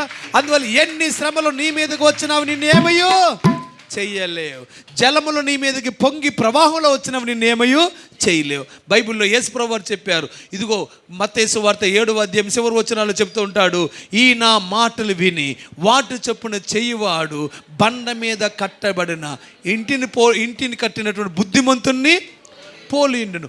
వరదలు వచ్చినాయి, గాలి వచ్చింది, వర్షం వచ్చింది, ఆ ఇంటి మీద కొట్టింది, కానీ అది పునాదుల మీద కట్టబడిన బుద్ధిమంతుని ఇల్లు కనుక అది ఏమీ కాలేదు. స్తోత్రగలుగునుగాక. కానీ అదే వరదలు బుద్ధిహీనుడి ఇంటి మీదకి వచ్చినాయి, పునాది లేనందున ఆ ఇల్లు కూలిపోయింది, దాని పాటు గొప్పదన్న. కనుక ఈరోజు మనము ఏంటి ఆ పునాది అంటే, నాతో చెప్పని మాట, ఆ పునాది ఏంటంటే నా మాట చొప్పున విని దాని ప్రకారం చెయ్యువాడు. చెప్పండి ఆ మాట. ఈ నా మాట విని దాని చొప్పున చేయువాడు అంటే దేవుని వాక్యం విని దాని ప్రకారం చేయువాడికి ఎన్ని వరదలు వచ్చినా ఎన్ని శ్రమలు వచ్చినా వారిని కదిలించడం ఎవరి వల్ల కాదండి. కానీ దాని పై వచనం చదివితే ఏమంటో తెలుసా? కొద్దిమంది అంటారు, ప్రవ్వా ప్రవ్వా ప్రవ్వా అని చెప్పి పిలిచినంత మాత్రం పరలోక రాజ్యాన్ని ప్రవేశించలేరు అంటే వాళ్ళు అంటారు, ప్రవ్వా నీ పేరట మేము అద్భుతాలు చేయలేదా, దెయ్యాలని వెళ్ళగొట్టలేదా, మేము ప్రవచనాలు చెప్పలేదా, నీ వీధిలో కోటాలు పెడితే మేము కూర్చోలేదా అంటుంటే మీరెవరో నాకు తెలీదా అంటే అద్భుతాలు, స్వస్థతలు, లేకపోతే సూచక్రియలు, ప్రవచనాలు వీటి మీద కానీ మనం ఆధారపడ్డామనుకోండి ఏదో రోజున మనం కూలిపోయే అవకాశం ఉంటుంది. కానీ వాక్యం మీద కానీ ఆధారపడగలిగితే మనల్ని ఎవ్వరూ కోల్చలేరని ప్రభు పేడ తెలియజేస్తుంది. అందుకే మనందరూ దేవుడి వాక్యం మీద ఆధారపడదుముగాక, దేవుని వాక్యం మీద నిలబడదుముగాక. తమ్ముడు ప్రవచనాలు ఎవరో చెప్తున్నాను అక్కడ పరిగెత్తబోక, ఆవిడ దగ్గరికి వెళ్తే దర్శనాలు చూసేస్తున్నాను బాబు, జరగబోయని చెప్పేస్తున్నారని బయలుదేరేవనుకోండి, ఏదో రోజు నువ్వు కూలిపోతావండి. ఏదో రోజు అక్కడ అద్భుతం జరుగుతున్నాయని బాబా పాస్టర్ గారు ఇలా ముట్టుకుంటే చాలు స్వస్థ వచ్చేస్తుందండి బాబు, వంగిపోయిన నడుము కూడా నిలబడిపోతుందంటే గమ్ముని పరిగెత్తకపోబాకు, స్వస్థల దగ్గరికి పరిగెత్తకో, అద్భుతాలు జరుగుతున్న వాళ్ళ దగ్గర పరిగెత్తకో, ప్రవచనాలు చెప్తున్న వారి దగ్గరికి, దర్శనాలు చెప్తున్న వారి దగ్గరికి పరిగెత్తబోక, వాక్యం మీద కట్టబడితేనే మన భక్తి నిలబడుతుంది. హల్లెలూయా. ఇప్పుడు యోధ ఎవరి వైపు చూస్తున్నాడు తెలుసా? నామకార్థ క్రైస్తవుల వైపు చూస్తున్నాడంటే స్వస్థతల మీద ఆధారపడే వాళ్ళ వైపు చూడకు, అద్భుతాలు చెప్పేవారి వైపు చూడకు. వాళ్ళని చూసి సొంత మా పాటగారు ఎప్పుడు చూసినా సాగదీసి ఒక మాటే చెప్తూ ఉంటాడు, ఎప్పుడు పరిశుద్ధంగా బతకండి అంటాడు, నీతిగా బతకండి అంటాడు. అక్కడికి వెళ్తే చూడు ప్రవచనాలు చెప్తున్నాడు, పేరు పెట్టి పిలిచేశారు నన్ను, నా జీవితంలో ఉన్నాయన్నీ చెప్పేశాడు. చెప్పేసినంత మాత్రాన నువ్వు వాళ్ళ దగ్గరికి పరిగెత్తక్కర్లేదు. దేవునికి స్తోత్రగలుగునుగాక. ఎందుకంటే మన దైవజనుడు కూడా కొన్ని దర్శనాలు చెప్తారు, వాళ్ళు ప్రవక్తలను పేరు పెట్టుకుంటారు. ప్రవక్తలను పేరు పెట్టుకున్నంత మాత్రాన ప్రవక్తలు కాకపోవచ్చు. అబద్ధ ప్రవక్తలు కూడా అనేక మంది ప్రవచనాలు చెప్తారండి. అబద్ధ బోధకులు కూడా అనేకమైన మాటలు చెప్తారండి. వారి వైపు మీరు తిరగకూడదని ప్రభుపేట నేను తెలియజేస్తున్నాను. కడవరకాలను అబద్ధ బోధకులు, అబద్ధ ప్రవక్తలు అనేక మంది లేవనెత్తబడతారు. వారి వైపు చూసిన అసలు సంతోషించవద్దు. దేవునికి స్తోత్రం కలుగునుగాక. ఉదయకాల సమయంలో ఒక అమ్మాయి పెళ్లి కోసం వెళ్ళాడు కదా, ఎప్పుడు నేను మర్చిపోయాను, కానీ ఇప్పుడు 4-5 సంవత్సరాల క్రితము నీకు 2026లో పెళ్ళి అవుతుందమ్మా, అయినా మంచి మంచి గొప్పింటి వాళ్ళ కుటుంబంలోకి నువ్వు వెళ్తావు, దేశం దాటి విదేశాల్లో ఉంటావు అని చెప్తే నాకు అసలు గుర్తే లేదు. అందువల్ల నేను ప్రవక్తను అందరూ నా దగ్గర రండి మీకోసం ఒక్కొక్కరికి దర్శనాలు చెప్తానని నేను ఎవరికి చెప్పట్లేదు. దేవుడు ఒక్కోసారి ప్రేరేపిస్తాడు, ఒక్కోసారి ప్రార్థన చేస్తున్నాడు, వారి విషయాలను బయలుపరుస్తాడు, అప్పుడు వాళ్ళకి చెప్పాలి. కానీ మేము ఏదో ప్రవక్తలము మా దగ్గరకు వచ్చేస్తే మీకు అన్నీ చెప్పేస్తామనే వాళ్ళ దగ్గరికి నువ్వు పరిగెత్తావంటే మాత్రం ఏదో ఒక రోజున వాక్యంలోంచి తప్పిపోయి కుప్పకూలిపోయే అవకాశం ఉంటుంది. కనుక ప్రభు దాసునిగా ఒక దేవుడు నాకు ఇచ్చిన అధికారంతో మీకు ఈ మాట చెప్తున్నాను, అటువంటి వారు జోలికి అటువంటి స్థలాలకు వెళ్లకుండా వాక్యం మీదే ఆధారపడుదురుగాక. చెప్పండి, దేని మీద ఆధారపడాలి? బైబిల్ ఉందా మీ దగ్గర? బైబిల్ పైకెత్తి చెప్పండి, ఈ వాక్యానికి విధేయత చూపిస్తామని చెప్పండి, ఈ వాక్యానికి లోబడతామని చెప్పండి. ఇందులో రాయబడిన మాట చొప్పున ఇందులో రాయబడిన మాటలు విని వాటి చొప్పున చేస్తాము, బుద్ధిమంతులం అవుతాము. లోతైన పునాది మీద మా జీవితం అనే ఇల్లును, సంఘాన్ని కట్టుకుంటాము. ఆమేన్. ఇప్పుడు యూఫ్రటీస్ నది వచ్చినా మిమ్మల్ని ఏమయ్యో చేయలేదు. ఒకవేళ వస్తాయి, ఎక్కడి దాకా వస్తుంది? అది వెరీ గుడ్ అమ్మ, చెప్పండి, ఎక్కడి దాకా వస్తాయి? పీకుల దాకా వస్తుంది, కానీ అంతకు మించి అది ఏమీ చేయలేదు. అటువంటి సమయంలో ఎవరు వస్తారట? చదువుదామా, లాస్ట్ మాట చదువుకుని మన వాక్యాన్ని ముగిందాము. అట్లా త్వరగా నేను ఎప్పుడో 9:30కే ముగించేసి వెళ్ళిపోవాలనుకున్నాను. స్తోత్రం కలుగునుగాక. ఇమ్మానుయేలు పక్షిరాజు రెక్కలు విప్పినట్టు వలె దాని రెక్కల వ్యాపకము నీ దేశమంతటా వ్యాపించి. అందరూ చెప్పండి ఇమ్మానుయేల్. ఇమ్మానుయేల్ అనే మాటకు అర్థం ఏంటి? ఎవరు కొంత ఇమ్మానుయేల్ అనే పేరు? ఇమ్మానుయేల్ అనే పేరు ఎవరికి పెట్టబడింది? యేసయ్యకు. ఈ ముందు అధ్యాయంలో కనపడుతుంది. 8వ అధ్యాయం కదా మనం చదివింది, 8వ అధ్యాయం 7వ వచనం. కానీ 7వ అధ్యాయం 16వ వచనం చదివితే అక్కడ ఏం కనపడుతుంది? కన్యక గర్భవతి అయి 16వ వచనం 14వ వచనం 7:14లో కన్యక గర్భవతి అయి కుమారుని కనును, అతనికి ఇమ్మానుయేల్ అని పేరు పెట్టెదురు. స్తోత్రం కలుగునుగాక. హల్లెలూయా. చెప్పండి. కన్యక గర్భవతి అయి కుమారుని కనును, అతనికి ఏం పేరు పెడతారు? ఇమ్మానుయేల్. ఇమ్మానుయేల్ అనే మాటకి అర్థము దేవుడు మనకు తోడై ఉన్నాడు. ఇప్పుడు ఇమ్మానుయేల్ రెక్కల చాపి రాబోతున్నాడు. ప్రభువు చూడండి, అక్కడ రాయబడిన మాట మనం 8వ అధ్యాయం 8వ వచనం చూస్తే, ఇమ్మానుయేల్ పక్షి తన రెక్కలు విప్పినప్పుడు వల్లే దాని రెక్కల వ్యాపకం దేశమంతా వ్యాపించినట్లు ఇమ్మానుయేల్ నీ రెక్కల చాపమంటున్నాడు. దేవునికి స్తోత్రం కలుగునుగాక. ఇప్పుడు ఇమ్మానుయేల్ దేవుడు రెక్కల చాప మన మధ్యలోకి రాబోతున్నాడు. అతి తొందరలో ఆయన మధ్యాకాశానికి మన మధ్యలోకి రాబోతున్నాడు. ఆయన రెక్కల చాపుకుని మన మధ్యలోకి రాబోతున్నాడు. అప్పుడు ఎక్కడెక్కడో బాధలు, వేదనలు, కష్టాలు ఉన్న వాళ్ళందరూ కూడా ఆయన వైపు చూసి ఉన్న పలంగా మన శరీరాలు మట్టి శరీరాలు మహిమ శరీరాలుగా మార్చబడిపోయి ఆయన వైపుకి ఎత్తబడబోతున్నాము. ఆయన రెక్కల కిందకి మనం అందరూ చేరబోతున్నాం. చప్పట్లు కొడుతూ దేవుని గట్టిగా కనపరుద్దాం. ఆయన రెక్కల కిందకి చేరబోతున్నాం. దేవుడు నిన్ను కాపాడుడు గాక. ఆయన రెక్కల కిందకి మనం వచ్చుదుము గాక. యేసుక్రీస్తు నామములో ఆయన రాకడికి ఎత్తబడుదుము గాక. ఆయన రెక్కల కిందకి రండి. ఆయన రెక్కల కింద నీకు ఆరోగ్యము కలదు. మలాకీ గ్రంథము 4వ అధ్యాయం 6వ వచనములో, మలాకీ గ్రంథం 4వ అధ్యాయం 6వ వచనంలో ఆయన రెక్కల కింద నీకు ఆరోగ్యము కలదు. అలాగే రూత గ్రంథము 2వ అధ్యాయం 10వ వచనంలో ఆయన రెక్కల కింద నువ్వు సురక్షితంగా ఉంటావు. అలాగే 91వ కీర్తన 3వ వచనం ప్రకారంగా ఆయన రెక్కల కింద నీకు ఆశ్రయము కలదు. స్తోత్రం కలుగునుగాక. అంటే ఆయన రెక్కల కింద మనకు ఆశ్రయం ఉంది, ఆయన రెక్కల కింద ఆరోగ్యం ఉంది, ఆయన రెక్కల కింద రక్షణ ఉంది. స్తోత్రం కలుగునుగాక. అందులో ఇమ్మానుయేలు రెక్కల కిందకి మనందరూ వచ్చుదుము గాక. ఎంత యూఫ్రటీస్ నది లాంటి శ్రమలు మన మధ్యలోకి వచ్చినా, ఎన్ని కష్టాలు వచ్చినా, లోకమంతా మొత్తోన్మాదులు మన మీదకి వచ్చి మన మందిరాలను కూలగొట్టేసి, మన పాస్టర్ గారిని జైలు పాలు చేసి, మన సంఘంలోని బలమైన విశ్వాసులందరినీ వెనక్కి తిరగపోతే జైల్లో పాడేసి సంఘాన్ని హింసించబెట్టిన కుతుకల లోతు వరకు మనకు బాధలు వచ్చినా మనం భయపడవలసిన అవసరం లేదు. పక్షి రాజు రెక్కల చాపినట్లుగా మన ప్రభు మధ్యాకాశంలోకి వచ్చేయబోతున్నాడు. మనమందరం ఆ శ్రమల్లోంచి విడుదల పొంది ఆయన వైపుకు మనం ఎత్తబడబోతున్నాము. యేసు రాకడికి మనందరం సిద్ధపడదాము గాక. మోకరించి ఇమ్మానుయేలు త్వరగా మా మధ్యలోనికి రండి, యేసయ్య త్వరగా మా మధ్యలోనికి రండి, ప్రభువైన యేసు త్వరగా రమ్ము. అందరూ మోకాల మీదకి వచ్చేద్దాం. త్వరగా త్వరగా త్వరగా త్వరగా యేసు యొక్క రెక్కల నీడ కిందకి మనం అందరూ వద్దాము. ఏసే రెక్కల నీడకి వద్దాము. అందరూ మోకరిందాం. నిలువు మోకాలు వేసి 2 చేతుల పైకి ఎత్తి, ఏసయ్య నీ రెక్కల కిందకు వస్తా, నన్ను ఎత్తుకో ఏసయ్య, నన్ను బలపరిచేసయ్య, నన్ను కృపతో నింపేసయ్య, నన్ను శక్తి చేత నింపేసయ్య, నీ రాకడ కోసం నన్ను ఆయత్తపరుచుకో ఏసయ్య. 2 చేతుల పైకి ఎత్తి చెప్పండి, ప్రభువైన యేసు. చెప్పాలి గట్టిగా చెప్పాలి. ప్రభువైన యేసు త్వరగా రమ్ము. ప్రభువైన యేసు. ఇమ్మానుయేల్ రెక్కల చాపి త్వరగా రమ్ము. ప్రభువైన యేసు త్వరగా రమ్ము. ఓ నేను సిద్ధపడుతున్నానయ్యా, నన్ను నిలబెట్టయ్యా, నన్ను బలపరిచయ్యా.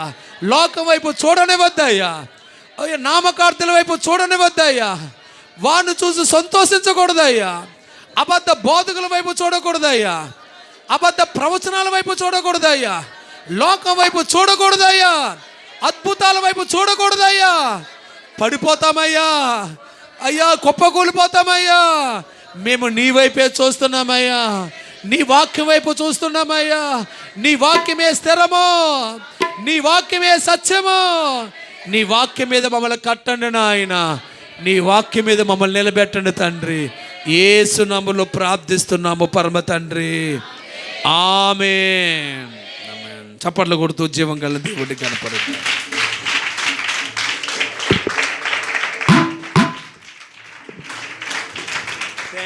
హల్లెలూయా, హల్లెలూయా, హల్లెలూయా, ఆమేన్. చేతులు ఎత్తి నిలబడదాం.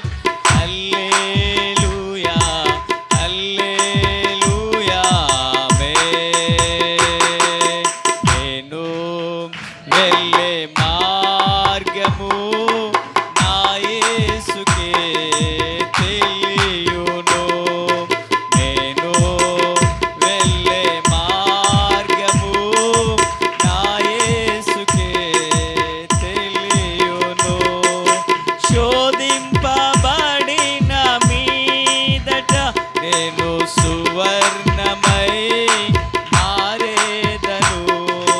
శోధింపబడిన మీదట నేను సువర్ణమై మారెదను. హల్లెలూయా హల్లెలూయా హల్లెలూయా ఆమేన్ ఆమేన్ ఆమేన్. హల్లెలూయా హల్లెలూయా హల్లెలూయా ఆమేన్. విశ్వాసనావ సాగుచు పయనించు సమయాన నా ప్రభు.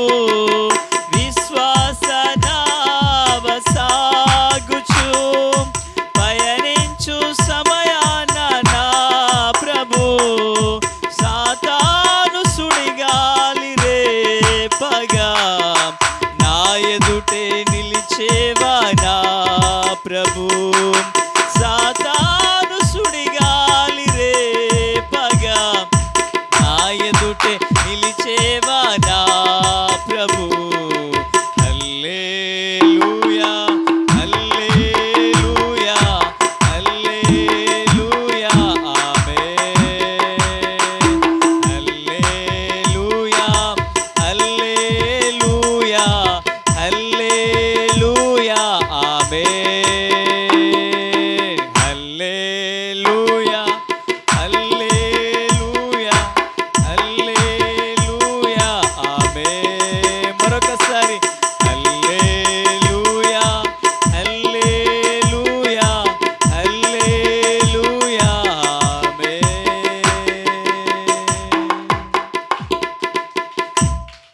మహాపరిశుద్ధుడా, ప్రేమగల తండ్రి, కృపగల దేవా, స్తోత్రాలు అయ్యా. ఈ రాత్రి కాల వేళ నా తండ్రి, మేము ఎవరిని ఆశించాలో, వేటిని ధరించాలో, ఏ నీరు మా ఆధ్యాత్మిక జీవితానికి క్షేమాభివృద్ధిని కలుగు చేస్తాయో తండ్రి, మీరు వెల్లడిపరిచిన విధానాన్ని బట్టి స్తోత్రాలు. ఈ మాటలందరి హృదయాలలో ఫలభరితమగును గాక తండ్రి. దేవా స్తోత్రాలు.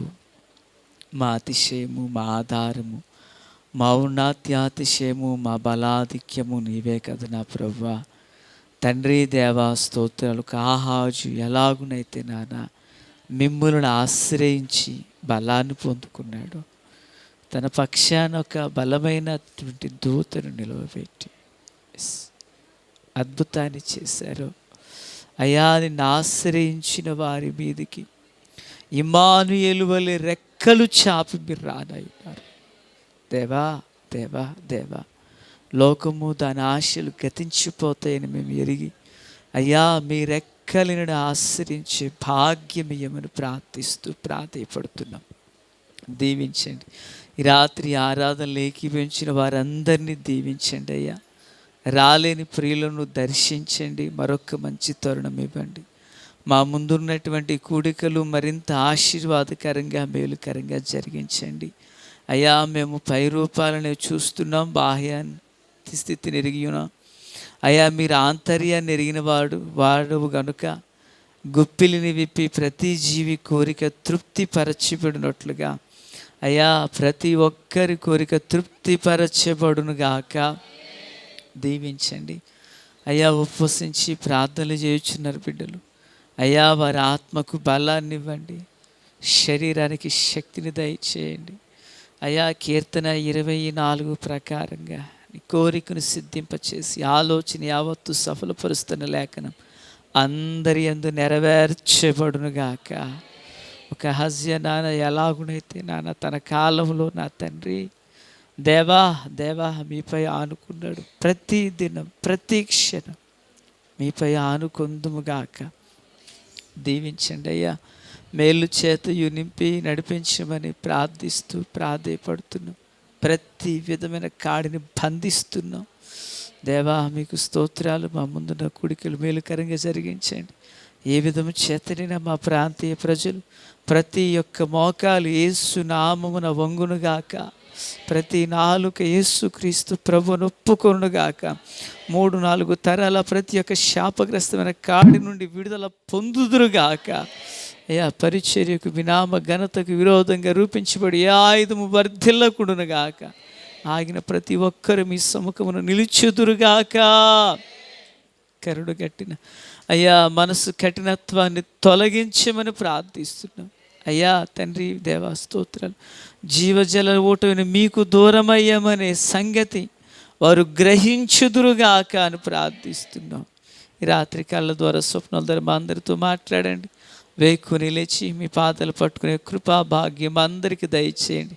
మీ దాసులు అన్నయ్య గారికి మంచి ఆరోగ్యం ఇవ్వండి, శక్తినివ్వండి అయ్యా.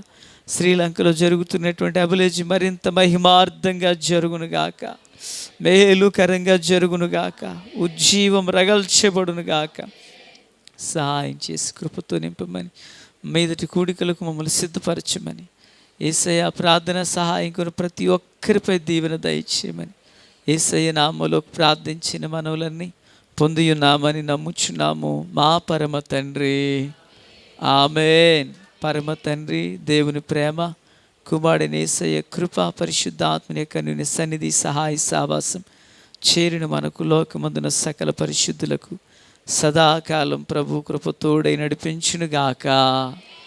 ఆమేన్, ఆమేన్, ఆమేన్. అందరికీ వందనాలండి. మీరు కూడా ఒకరికి ఒకరు వందనాలు తెలియపరచండి. ప్రక్క వారికి తిరిగి వందనాలు తెలియపరచండి. దేవుడు మిమ్మల్ని దీవించునుగాక అని చెప్పండి. అలాగే నిలబడి ఒక 2 మాటలు మీతో పంచుకుంటాను.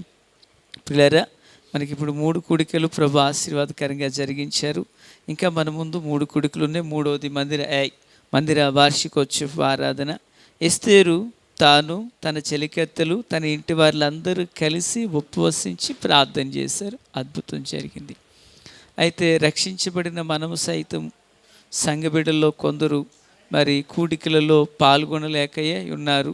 వారి కొరకు ప్రార్థన చేద్దాం. చేయగలిగినంత పరిచర్య చేశాం. పంచవలసిన పాంప్లెట్స్, ఫ్లెక్స్లు కట్టాం. ఇంకా చేయవలసిందంతా ప్రార్థన చేద్దాం. కనుక రేపటి దినాన గత రాత్రి చెప్పిన మాటే చెబుతున్నాను. పిల్లల్ని ఎవరు స్కూల్కి పంపొద్దు, కాలేజీలకి వెళ్ళొద్దు. ఎందుకంటే మనం వ్యక్తిగతంగా అనేకసార్లు ఉపవాసాలు ఉండొచ్చు, కానీ సంఘంగా కలిసి సంవత్సరానికి ఒక్కసారి మాత్రమే చేస్తాం. ఎస్తేరు అలాగ సమూహంగా ప్రార్థన చేసింది. పిల్లరా, దయచేసి నా 2 చేతులు జోడించి మనం చేస్తున్నాను. అందరం ఉందాం, ప్రార్థన చేద్దాం. కళ్ళు ఉన్నప్పటి నుంచి చూస్తున్నాం, తృప్తి లేదు. పళ్ళు ఉన్నప్పటి నుంచి తింటున్నాం, తృప్తి లేదు. కనుక కేవలం ఈ 2 రోజులు స్కూలు కాలేజీలు మానితే మన పిల్లలు అట్టడుగును మాత్రం పడిపోరు. దేవుని కృప తోడుగా ఉంటుంది. కనుక రేపటి దిన అందరూ సెలవు పెట్టుకోండి, పనులకు సెలవులు పెట్టండి. ఇంట్లో ఏదైనా కార్యం, ఇంట్లో ఏదైనా అవసరమైతే మానవ దానికంటే శ్రేష్టమైనది కాదా సంఘంలో గడపడం. పిల్లరా, దయచేసి చేతి పనులు, వృత్తి, వ్యాపారాలు ఏదైనా ఉంటే బ్రేక్ ఇవ్వండి, పర్వాలేదు. అన్ని రోజులు మనవే. దేవుడు ఏదైనా కార్యం చేస్తాడు, తప్పక దేవుడు సాయం చేస్తాడు. దయచేసి వినండి. ఇంత వాక్యం ఎన్ని లక్షల రూపాయలు పోస్తే నీకు దొరుకుతుందో ఒకసారి ఆలోచించాయి.